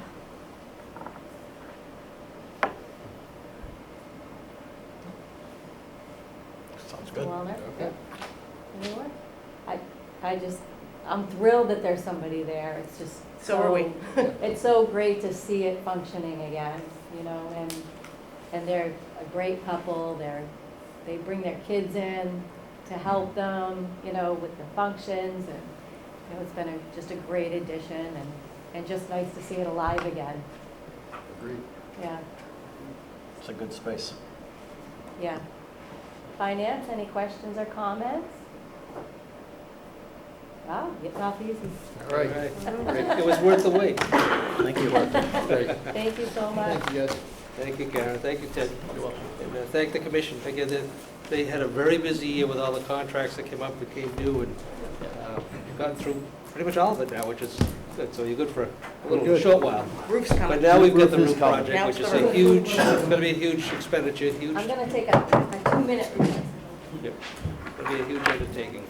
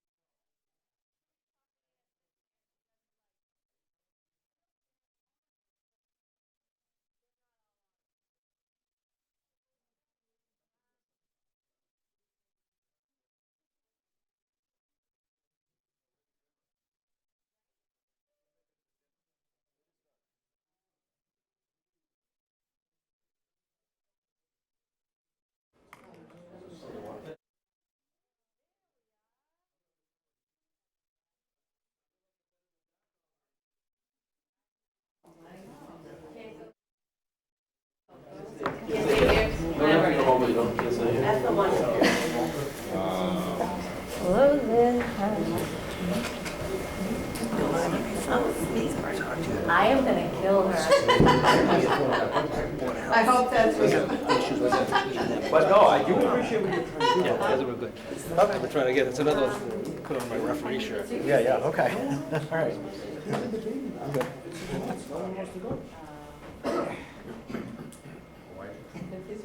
All right, back in session. And we are on to board member reports and old and new business. We'll start with you, Mr. O'Leary. Because of the late hour, I'm not going to offer you much of anything other than Appreciate that. nothing. Sole survivor. Oh, we got another one coming to keep you We have to take the company. motion to adjourn. Now I have to sit up there. No, I think we're all set. Okay, Mr. Wallner. Yeah, just briefly, I mentioned this a meeting or two ago that the tax aid committee was looking at doing a match program for the mass circuit breaker for people who qualify. So I put together slides. I've sent it over to Michael. Steve's reviewed it. It's to be on the agenda for next time. And the goal is to, right now, seniors can get up to $2,400 as a tax exemption through the state if they qualify. There's very, very specific rules. Our goal would be to match that either 50% or 100%. And it would affect the budget by $400,000 or $800,000. That would be a tax shift, meaning that each household would pick up the cost to do that for the benefit of the few that would qualify to do that. So that'll be coming up. I'm mentioning that now because we're trying to get that done in this budget season. So I just want to let you know it's coming. Happy to share slides with anybody who wants to know ahead of time. But by next meeting, try to bring this forward and get it done. It's not very complicated. It's quite simple to do, easy to implement, and again, would help our most vulnerable people stay in town who are facing, really tough times with property Mr. I taxes. just have a question, Mr. Wall, but implement, is it a majority or 2/3 of town meeting to shift the tax burden? Does anyone know? It would be more of a budgetary thing, so it would just be a majority. Okay. Yeah. But it's... I'm just asking, implement. No, I don't understand the implementation either, so I appreciate asking. It's Mr. a Gilbert. budgetary issue, but it's also a legislative authorization issue too. So we have to file a petition with the legislature for approval. I believe that would be a majority vote. On a parallel course, there is work ongoing at the state level to provide a sort of a cookie cutter municipal relief, senior tax relief program that mirrors a lot of the home rule petitions that they see, but I don't know what quantum that would be. That remains to be seen. Yeah, it would make sense for the legislature just to pass it at a local option, go ahead and implement it through the city councils or through the town meeting action. But right now, they're doing it piecemeal, community by community. But Rich, I would just suggest that you forward your slide presentation to our colleagues here, just to take a look at it so be familiar with it before we discuss it. But it's pretty straightforward. And other than the cost, it's pretty straightforward how it's implemented. Someone else already makes that determination whether people are eligible or not through their filing of their state income taxes. So either they're eligible or not, they would have to come in, present the state income tax, say, I got it, here it is, and then how do you want to match it? To what degree? So pretty straightforward, pretty easy. I know this isn't, it should be listed specifically for really in-depth discussion, so that on our agenda, but I'm just curious, when you say it's not, where are we finding the money? In other words, you're saying we're finding the money by shifting the obligation to pay the taxes to other households? Correct. So it goes on other individual homeowners' tax bills? That's correct. And how is that, to whom is that shifted? To other senior citizens too. It would go, every household would be hit with a 60, like if you did 400,000, it'd be $67 per year per household. And there's about 6,000 households and, on average, 67. I mean, it would be Even those impacted sharing the responsibility. Yeah. So it's across. Does that make sense? On average, 67. If you have a lower priced home, it'd be less. If you had a higher priced home, it'd be more. I think it's just, okay, so because it's income-based, meaning that theoretically, you can, like, there's going to be, the vast majority of seniors are going to get an increase as well. There was only, in 2021, there was 391 people who got the mass circuit breaker qualified for. No, I mean the shift.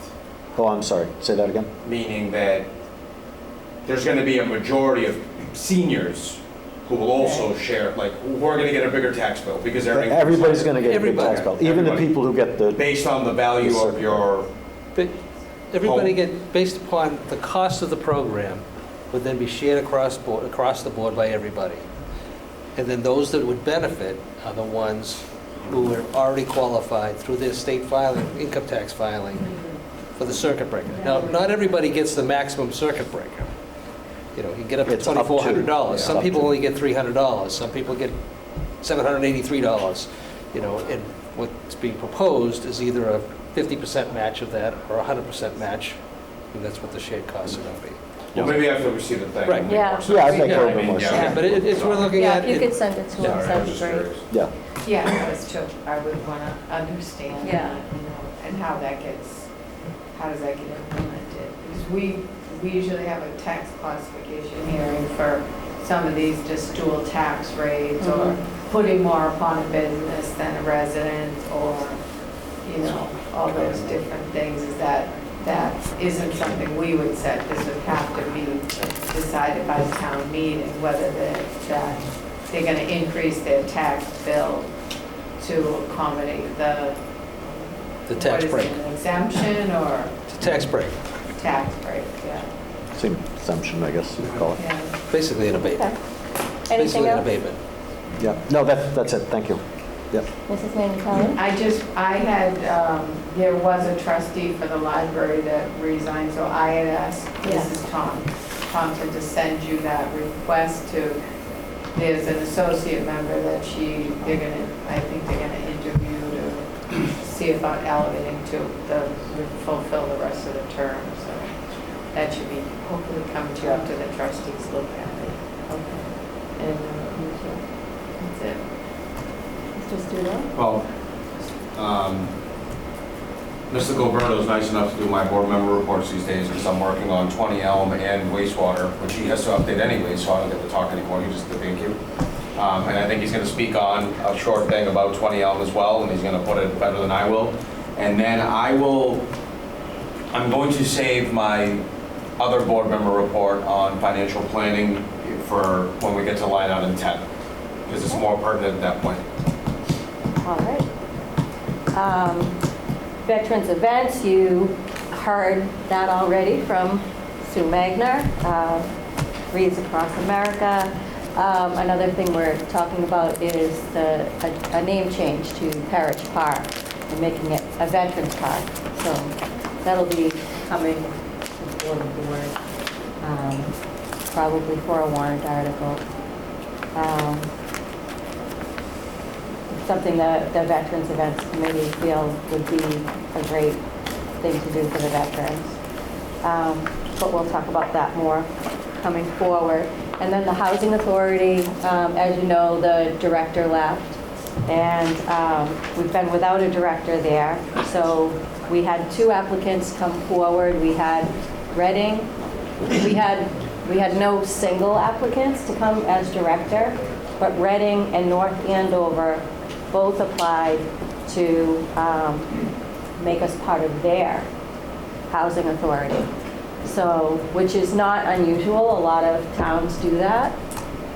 So the board interviewed both of them last week, and we will be voting on it at our next meeting on who we've decided to go with. You didn't have any other applicants?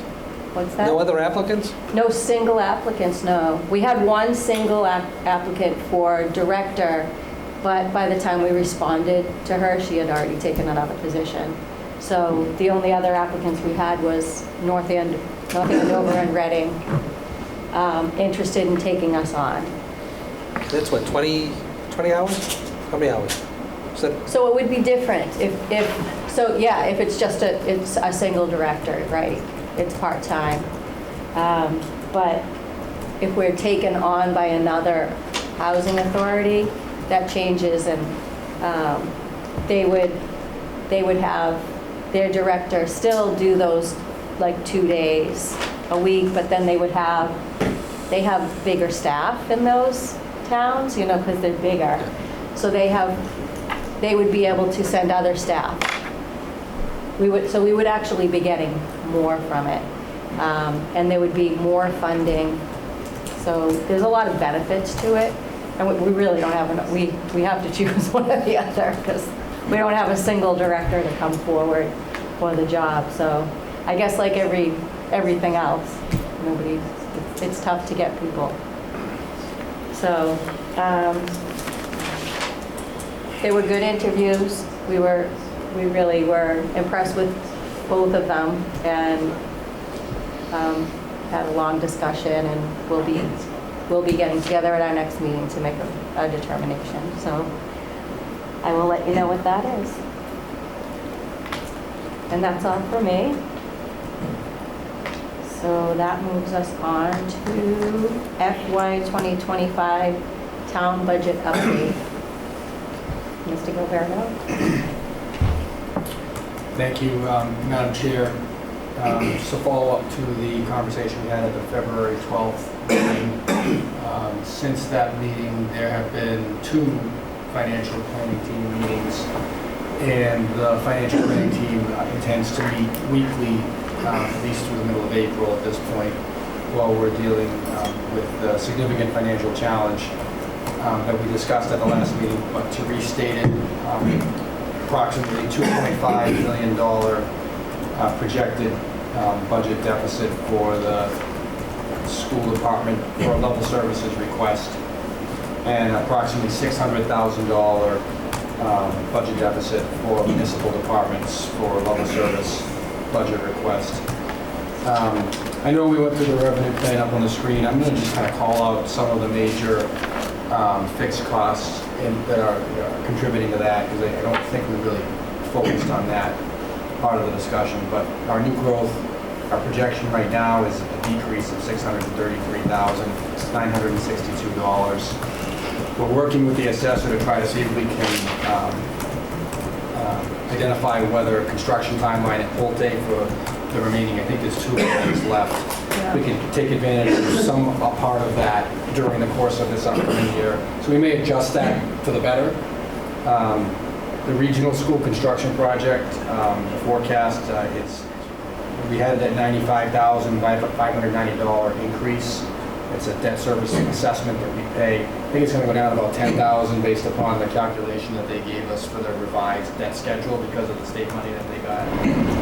Our overall debt service, though, for town projects is $494,921 and climbing, actually, because that doesn't even reflect the full debt service request. Reserve for abatements, that's going up to $68,829. What was driving the debt service? What projects or what's come online? It's a series of capital improvement projects. Yeah, we right? only have bans out on most of what was appropriated in '22, and even some of the '21 projects that we're waiting for, and actually all of the '23 projects. Some of them were waiting, they didn't have enough money. We did additional appropriations, so we didn't borrow, initially for those. So it's quite a few projects that are coming on right now. I think the new debt, I'm trying to think of the total. I think it included water that was about $7 million. So there are a lot of projects that we hadn't permanently borrowed yet. Madam Chair, through you, $68,829 for reserve for abatements. That's an increase. It ties back to the conversation we were just having. It does not include additional tax relief for seniors. It does not include what will likely be an increase to the senior tax work-off program dollar amount as well. so that you may see the increase there. And then health insurance, we talk about it every year. Our responsible budgeting approach has been to budget 8.5% for the increase. This year, that's $583,847. We're still working through that with the select board, with our health insurance advisors, and then very shortly with meetings with, well, I should say continued meetings with our insurance advisory committee. For those who don't know, our insurance advisory committee is representative of all the town's employees, and it's an entity under state law that helps advise the design and funding for our health insurance plans. And there's been meetings going on since, I think, October with that group, looking at our options to try to figure out our best options for controlling costs. So there's a significant amount of impact here that we're talking about that is putting us, at this stage of the budget process with a much larger projected deficit than we've seen. So I know I'm restating something that was said at the previous meeting. I guess the new information is that the financial planning team, we've reported back the feedback from the select board about the possibility of presenting 2 budgets to town meeting, one based upon the current tax base and one factoring Proposition 2.5 override for additional revenue. I think both the school committee and school administration, myself, and the finance director, we're working to sort of fix the revenue plan as if, what it would look like if we were in a normal budget year, to identify what those numbers would be. That gives us a better understanding of exactly, what shortfall we're trying to manage, and then figure out what we might be able to recommend for reductions and what those impacts might be, which I know was a big part of the request from the select board in the last meeting. That's step one. Step two is, figuring out not only, what's that gap, what is the, how is that gap going to increase in future fiscal years? Because a difficult decision by the community to go above Proposition 2.5 needs to really account for where those costs are going to be in future fiscal years as well. It's not the same number, they grow, as we know. So we're trying to work to project that as well, to provide that information for the select board and in fact for the whole community. For Lorianne and I, we're still getting feedback, obviously, through the budget process. We're a little more than halfway through that process tonight, maybe 2/3 of the way through that process. We have one more meeting where we'll hear from departments. And then we generally come back to you in early April and say, okay, here's how we see this being balanced. We're going to work to try to expedite that, but we don't want to short circuit the work of the departments either. We want to give them the opportunity to be heard and to hear the feedback that we heard tonight when we come across and do that prioritization. So I'm going to stop there. Hopefully that gives some insight to the rest of the board as to the conversations that are happening in the financial planning team. I don't know if Mrs. Gonzalez or Mr. Studo want to add anything to that, but. Mr. Studo. So, to the audience of the 2 people that know everything about this in person, hello. So I've been looking at the numbers now for a while, and a lot of our issues have been pretty apparent now for at least a year, if not longer. So a couple of just raw numbers. Costs on average nationwide have gone on and in mass. Baseline inflation's up 16.8% over the last 3 years. We've only increased revenue 7.5%, based on our levy. So, not that I'm a financial advisor or anything, but if a client comes in and tells me my expenses went up 17, but I'm only going to make 7.5% more, I'm going to say you've got a problem. And you're going to have a bigger problem if it keeps going.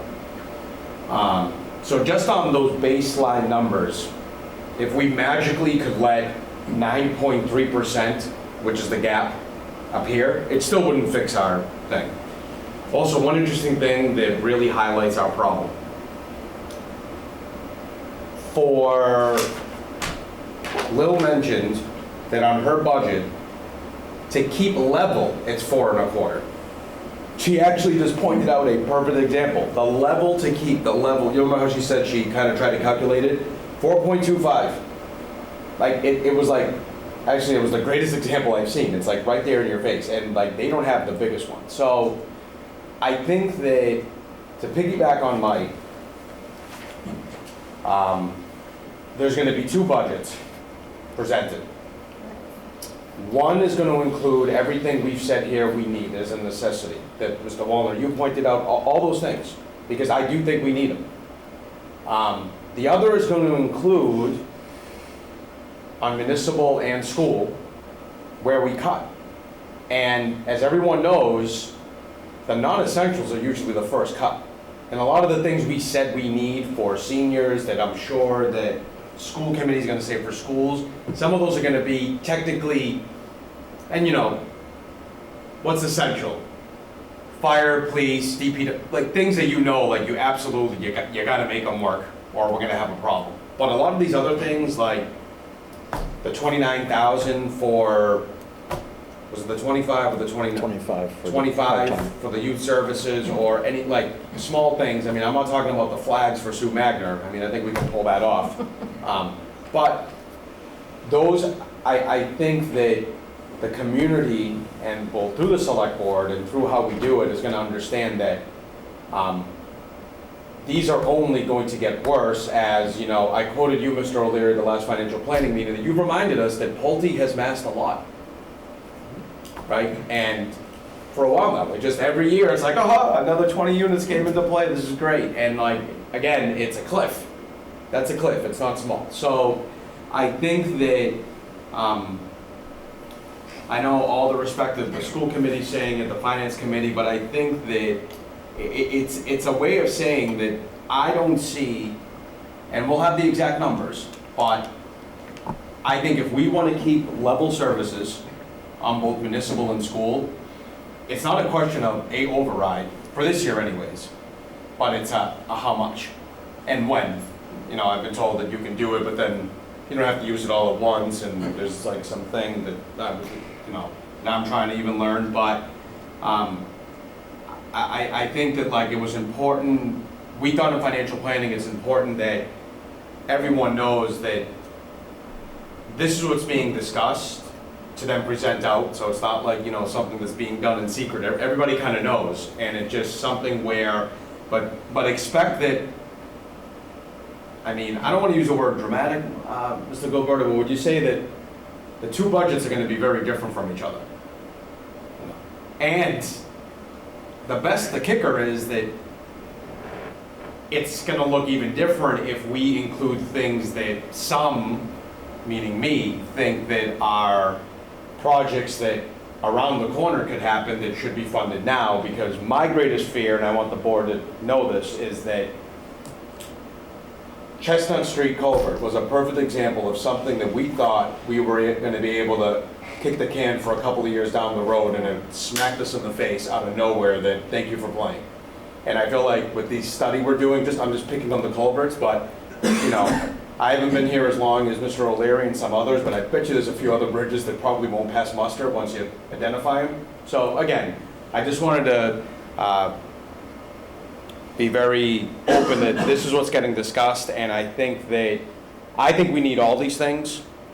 You know, that tax one's a little different because it's kind of self-funded, kind of. But on the other things, I mean, if we were to remotely keep any of these, I can tell you now, unless I can magically clap my fingers, have sewer approved, and then 5 years worth of revenue front-loaded, which is not going to happen, there's only one way for North Reading to get money. And it's not going to be through a state grant, unfortunately, not for this one. So that was kind of a summary. You know, Ms. Gonzalez was there. You know, the esteemed Mr. Buckley has joined us as well. If you have any questions on that side, you know, if you want to pick on him, not me, appreciate that. So, but yeah, thank you. Thank you. Mrs. Manicalli? Oh, Mr. O'Leary? Yeah, I mean, this has been something that not unanticipated as far as, you know, our expenditures. The cost of doing business and operating this town exceeds our ability to raise revenue under Proposition 2.5 and new growth. I mean, again, Pulte has been helpful over the last 6 years or so in providing some new growth figures, which helped us to maintain level fundings and start some new initiatives. And again, it's not a school problem. It's not a general government problem, it's a town problem. And the whole operations of the community as a whole are at risk of being unable to fund level services. And, I haven't heard anybody say that, we provide a certain level of services in certain areas that are extraordinarily, frivolous and something that we could eliminate. You don't hear it. Just going through the budgetary process, we hear what each and every department does and the level of services they provide to our community and the different segments of the community as a whole. There's no fluff. There's not any real flowery programs. There are essential programs that are meeting the needs of our community that we're not going to be able to sustain even at level funding. So, with the current revenue source. And to your point, Mr. Studo, there's no money trees, and there isn't a lot of people who are looking to bequeath us lots of funds to fund these things that are going to sustain us moving forward. So I think it's fair to for us to present to the community a true picture as to this is what we currently have in the way of services that we provide, costs associated with it, what's it going to cost us to have level services to do so, and here's our revenue. It doesn't cover it. We have a shortfall. In addition to that, we have other things that we need to do and should be doing that are going to cost more, so here's the alternative. And the people will have to decide, and they're going to be deciding anyway. Town meeting makes those determinations. Right. We have a responsibility to articulate what the concerns are and what the unmet needs are going to be, and let them make a final determination. So I think it's timely that we talk about it now. It's coming up in June, and again, it's a town-wide problem. The school department happens to be 2/3 of our budget, but that's the education of our children, kids, the activities that goes along with that, and paying teachers well so that they can afford to live and work in this community, as well as our own employees here. They're deserving of salary increases and sustainable wages and some sustainable living wage. So that's what we'll be presenting, I suppose.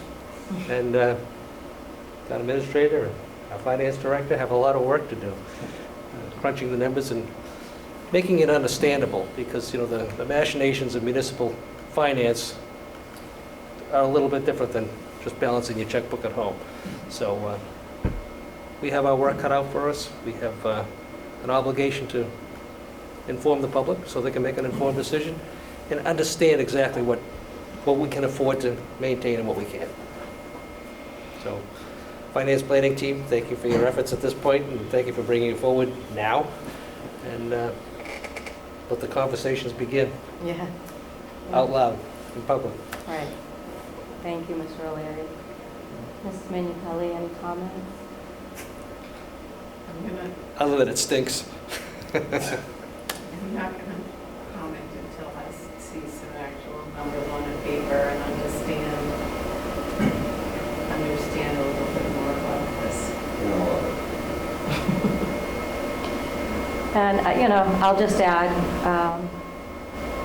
like Mr. Studo said, it's not if, it's when we present it. We will be presenting, this is how it looks without, this is how it looks with. And the town will decide, do you want to cut programs? Do you want to cut things and not override, or do you want to? So that's basically the plan, and the town will decide what they want to do. Keep in mind that we've done I think we deserve to pat ourselves on the back a little bit here. We've done a pretty good job over the last couple of decades of being able to maintain and even grow some services and meet some of the needs that we weren't able to meet before within our means for a long period of time, for the last couple of decades. Whereas you look around to other communities where they've already had several years of overrides in order to maintain the level of services that they currently enjoy and need. So we've been able to meet those needs, and we've been able to do it for a longer period of time than most of our neighbors around us. So well, some people will be critical, and that's okay. We don't mind the constructive criticism, and we don't mind talking about prioritization of services that are delivered. make the presentation to town meeting, and town meeting will ultimately decide. But we've done a pretty good job over the last couple of decades of making sure that we've been able to sustain the level services that we have and grow a few where we needed to. And now we're at the point where the revenue stream just doesn't support it based upon the constraints Proposition 2.5. So that's okay. All right. It's out there. Mr. Buckley, would you like to speak on behalf of the school committee or on the financial, part of the financial planning team? Thank you very much, Scott Buckley, 5 Altman Street. But I won't repeat everything I said last time. I'm not going to go too far, but just a few quick points on conversations that I've overheard today. So, number one, I did find a website that shows all the budget overrides in the state. So I'm going to look through that a little bit and try to come up with some data on how many different towns have done overrides since we last did in 2005. Second point, just to be very clear, myself, nobody on the finance planning team, nobody on the school committee has ever suggested a school budget override. We've suggested a town override because we think it is a problem overall. But the other, and finance planning team people, I get on a soapbox there sometimes, if you guys know, but I've identified some of the needs on the town side as important as some of the stuff that we are talking about as well. But the other interesting thing that I think is worth noting, because from all the people that presented budgets tonight and from the questions here, everyone keeps talking about level services. And I think I have a little bit of a different definition than everybody else here, because if you had 4,000 people using something that next year that 2,000 people used last year, and you don't put any more money towards that, that's not level services.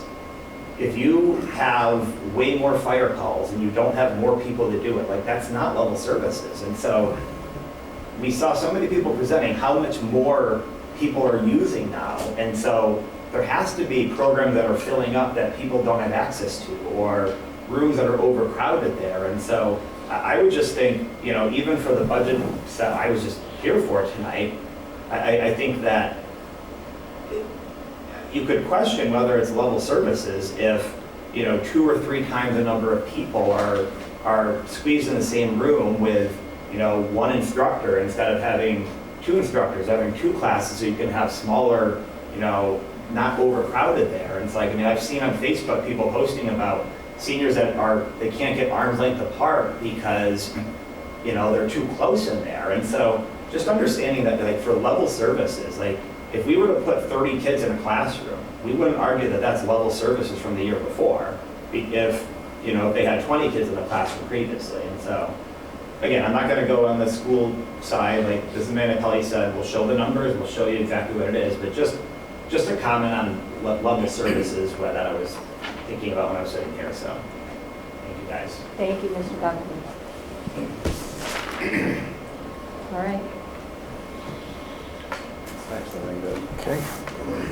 We'll move on to federal grant policy. Madam Chair, I failed to represent that properly on the agenda, that it was final approval, so we should pass over it and we'll vote at the next meeting. Correctly, this. Great idea. So we're not doing. We already review it?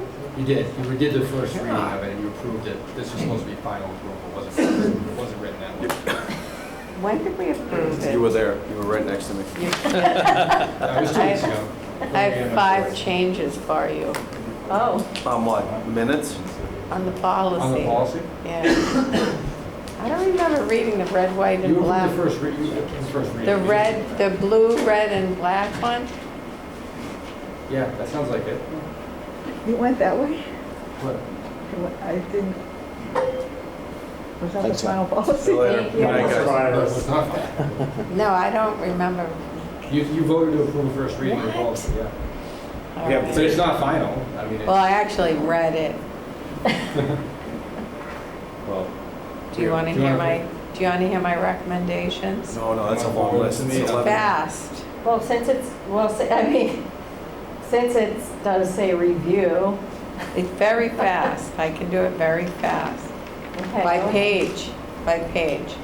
Where is it in our packet? I'm looking for it. Although she has. I don't, I get the packet through a PDF. I'm on page 64. All right, if you go to page 4 of the policy, it refers to Tyler Technologies and Munis. So we should have some leeway in the policy if we change from Tyler and or Munis to make sure that we have in our arrangements with Tyler, language that Tyler will facilitate the transfer of Starts at like data page 40. to a new Well, that's a service huge one. provider. And the language should reflect that the town currently uses Tyler and Munis. That's one. Now, number 2 is the tech. It's on page 15. The tech as well as the acquisitions of, I think it was public facilities acquisitions. That should be the director of IT and the director of public facilities with the TAs, both with the TA's approval, not just reserved to their approval.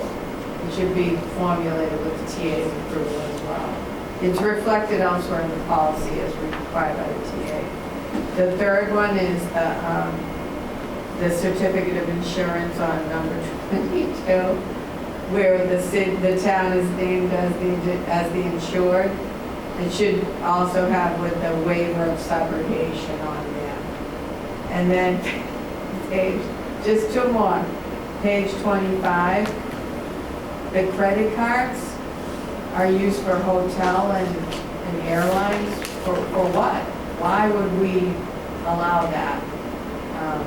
That's just a question I have. Why would we allow use for, what town business is being conducted in Elkswood that we would let someone use a credit card to pay for their hotel and meal? I'm just curious about that. Defer the town to Youth substance is an example. She goes on a number of different conferences for different trainings. So she sometimes uses the town credit card to book the hotel. Are you talking about Amy? Yes, Amy. Yeah, like one of her recent conferences was in Washington, D.C. So she booked that travel, because a lot of the vendors don't let us pay, like mail a check, they want payment. Detective Lucci goes to, doesn't he? Okay. Yeah, we've run into a number of different situations where vendors don't always take checks. Yeah. Like sometimes with software, that type of thing. So those instances, we don't have a lot on federal grants. I think, other than maybe school employees, we don't have many federal grants ourselves. Youth substance is one of the only ones. We might have a grant for, say, if we get one for wastewater, but no one's really traveling with that. Okay, I see. All right. Something if you have to travel. Yeah, yep. I understand youth services. I remember she presented about that. I have one other question. For pages 31 and 32, it mentions the grant manager. Do we have a grants manager here? Or is that just you? It depends on the particular grant. So in one case, it could be Amy, for example, as the manager for that particular grant. In the case of a transportation grant, it would probably be Lillian. It just depends upon the particular grant. I was just wondering because it has that in capital, like there was a person, so it just applies to the department. What was managing? Maybe it should At be this capital. stage, yes. Maybe it shouldn't be capital. Yeah, maybe I had a question on it. Or department, but it's got a provision on procurement, having to go through the procurement requirements, and the finance director's approvals, but I was just wondering if we wanted to find who the grant manager is, or uncapitalized. We probably want to uncapitalize it. All right, Yeah. that was my fun reading. No, thank you. That's great. That's it? Even more reason not to vote on it right now. No, it's actually really great. So we'll pass over that. It's come together like that, but I remember reading it in the blue, green, and. It might have been at like 11:30 at night and you were delirious. That's when she started reading it. No. When I finally got home. A sure cure for insomnia. Can you It's good though. send those to me? The one, there was one, you used a term, I don't even know what it was. I didn't get it. Subrogation. Yeah. Yes, subrogation. All right, so we'll go on to review and approve Yes. meeting minutes. We have motions for those, Mr. Yep. Wallner? Madam Chair, Oh, through you, yes. There were 3 motions that may have been in there, and there were 3 minutes listed on the agenda, but there were in fact only 2 that were in the packet that I went through, and I just tried to take the general Yeah. feedback of the discussion and hopefully just get them to a point where they're ready to go. There's the one more that was listed, and there are 3 others that are pending that I intend to do the same thing to between now and either March 18th or April 1st, just to get us caught up. Thank you. December 4th is in the packet. Yes, December 4th is not in the packet, that's correct. That's a 20-odd page set that will take some time. Well, I thank you for taking the time to Sure. do that. Just want to get them over the finish line. All right, so I have 2. Madam Chair, I move to approve the regular session minutes for the October 16th, 2023 meeting. Second? I have a motion, I have a second by Mr. O'Leary.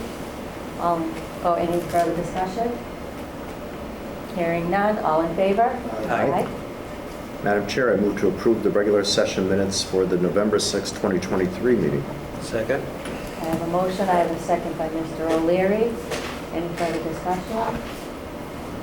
Hearing none, all in favor? Aye. Alright.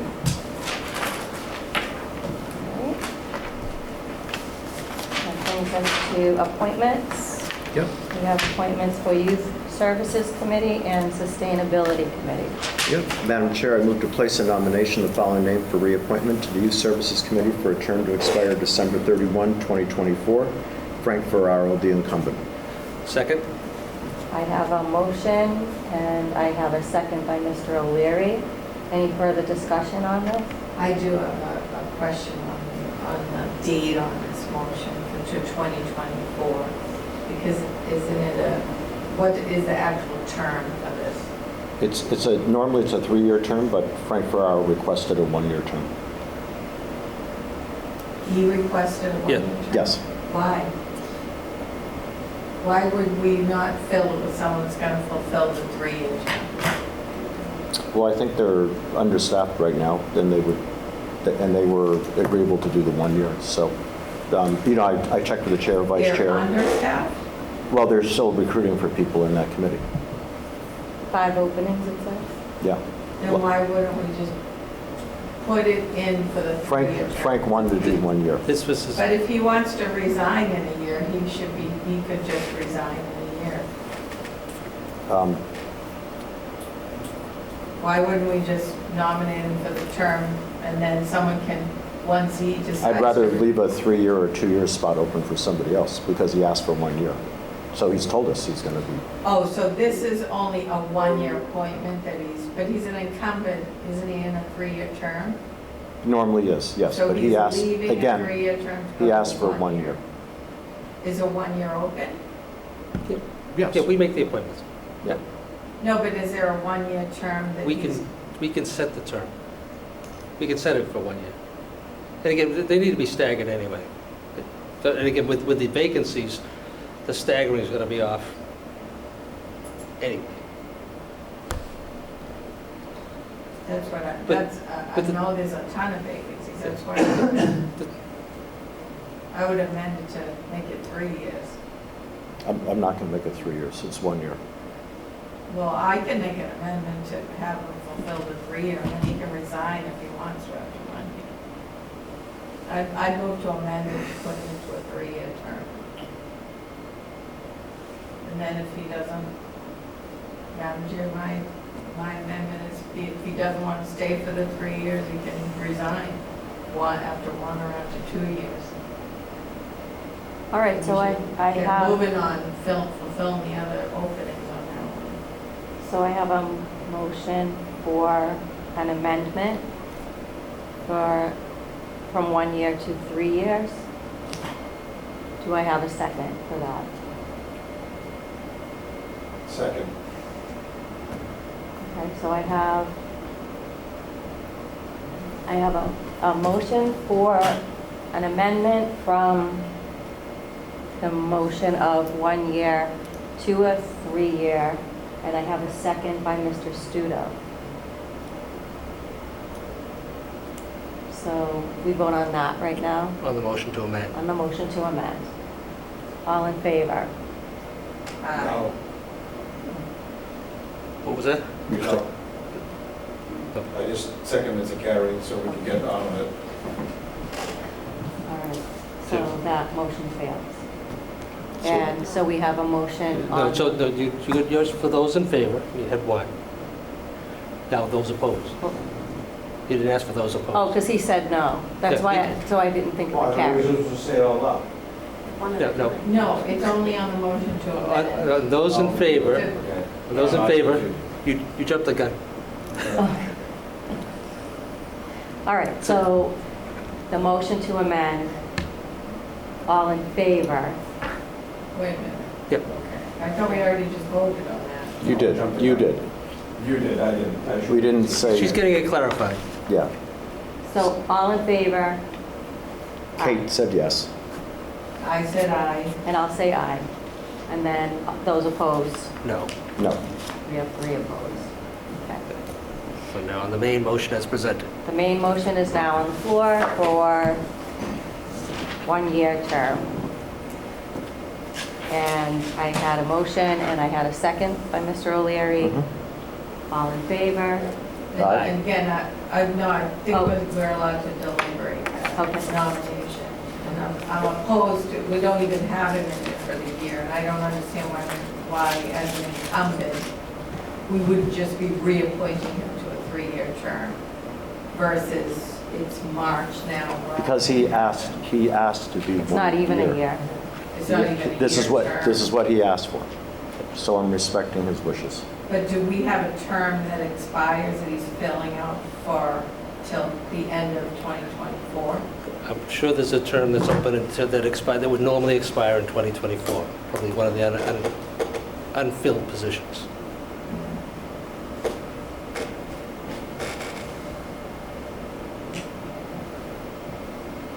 It seems strange, and I know in nominations we get the information from the liaison chair, that he was here a little early. Yeah, I mean, the chair, vice chair, public service director, youth services director, and myself, we're all in agreement on this, as is Frank.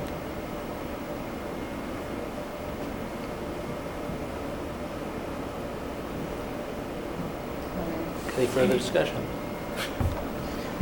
Any further discussion? Hearing none, all in favor? Aye. Motion carries. Was that Ms. Kate, no? unanimous or was it? Ms. Kate, no or no? No, I didn't, I know you're supposed to give a roll call on that too. Oh, yeah, that's right, we're supposed to do that. Okay. Yeah. Mr. Ferrero? Oh, that's right, we have to say the name, that's right. Mr. I'm Ferrero. sorry, it's late. Forgive me. Yeah. Mr. O'Leary, Mr. Ferrero? Mr. Wallner, Frank Ferraro. Mrs. Minipelli. I'll say Frank Ferrera because he asked for the 7-month term, but I'm in complete disagreement that we should be doing this. We should be filling these boards with people that want to serve on for full terms. Mr. Studo. And for the Chair is Frank Ferrara. All right, next one, Sustainability Committee. Madam Chair, I move to place a nomination of the following name for appointment to the Sustainability Committee for an indefinite term. There's 2 openings, Matthew Page. Second? Now we go the other way. I have a motion, I have a second. This is indefinite. Any further discussion? Did we make that one up too, or is that actually a true, accurate term? That's the way the boards vote to establish the committee rates in terms of Indefinite term. So it's certainly unique. Yes, pioneer saying one word. from like this. Is that the new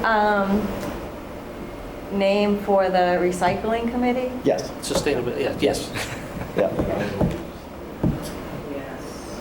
You want my vote? Roll call. All right, no further discussion? Mr. O'Leary, Mr. Page? Mr. Wallner, Mr. Page. Mrs. Minipelli, Mr. Page. Mr. Studo, Mr. Page. and the chair is Mr. Page. Okay. All right. Madam Chair, I move to approve legal bills for January 2024 in the amount of $7,842.61 as follows. General, $7,795.61. Labor, $47 for a total of $7,842.61. Second? I have a motion, I have a second by Mr. O'Leary. Any further discussion? Hearing none, all in favor? Aye. Is that it? That's the only legal bill? That's it. Town administrator. Town Administrator's Report. Madam Chair, through you, two items. One, an update with regard to 20 Elm Street. I'm just going to read from a prepared statement. As has previously been stated, on October 10th, the State Housing Appeals Committee, or HAC, denied the safe harbor declaration issued by the Board of Appeals in response to a Chapter 40B housing development proposed for 20 Elm Street in 2019 by NY Ventures. The HAC remanded the case back to the North Reading Board of Appeals. The applicant's counsel informs the town that due to changes in sewer regulations, the project's engineers are required to revise the wastewater component of the project. While the town has not been provided a timeline for how long those revisions may take, it is not anticipated that the ZBA will resume the public hearing on the project until after the revisions have been completed. Counsel for the applicant has concurred with town council that the 6-month window for the town's ZBA to consider the project will begin only once the public hearing resumes. The town will continue to keep the community apprised of updates on the project. Secondly, just a quick update for you all with regard to voting activities over the past week. We had 334 votes cast early in person between February 24th and March 1st here at the Town Hall. 2,553 ballots were mailed out as requested. So far, 1,630 have been received or returned. We're expecting a number of them to come back tomorrow because the deadline is in fact 8 o'clock. So we expect there'll be quite a bit coming in either by mail or dropped off or dropped in the mailbox. If you have an early ballot in your possession, do not bring it to the polls. They can't accept it there. It needs to come here to the Town Hall. And that concludes my report. Thank you. It's the same reasons, right? Correct. The elections were 7 a.m. to 8 p.m. for all 4 precincts at St. Teresa's. That's great. I always go. Thank you. Yeah, I mean, that's a great, Great response. it's a great response. Yeah. 2,500 requests for mail-in ballots. I mean, that's significant. There's over 20+% of eligible voters are looking to take advantage of early voting. That's terrific. It's a wonderful thing. I'm glad it's available. Yep. And compliments to the Commonwealth of Massachusetts Secretary of State's office for the outreach, and more compliments to the town clerk and the short staff that's available to her right now to meet the demands, and she's doing a great job. So that's good. So Stephanie and Susan have both done a tremendous job. A lot of help from our election workers here. They were here Saturday while we were at the budget Yes, I hearing. want to thank the election workers who step up and put their time in for that. yeah. Thank you all. Thank you, Madam Chair. Thank you. Do I have a motion to adjourn? Madam Chair, move to adjourn. Second. Yeah, go on. We'll give them a check. Okay. I have a motion to adjourn, and I have a second by Mr. Studo. All in favor? Aye. Aye. That was a long one. Yeah, this was.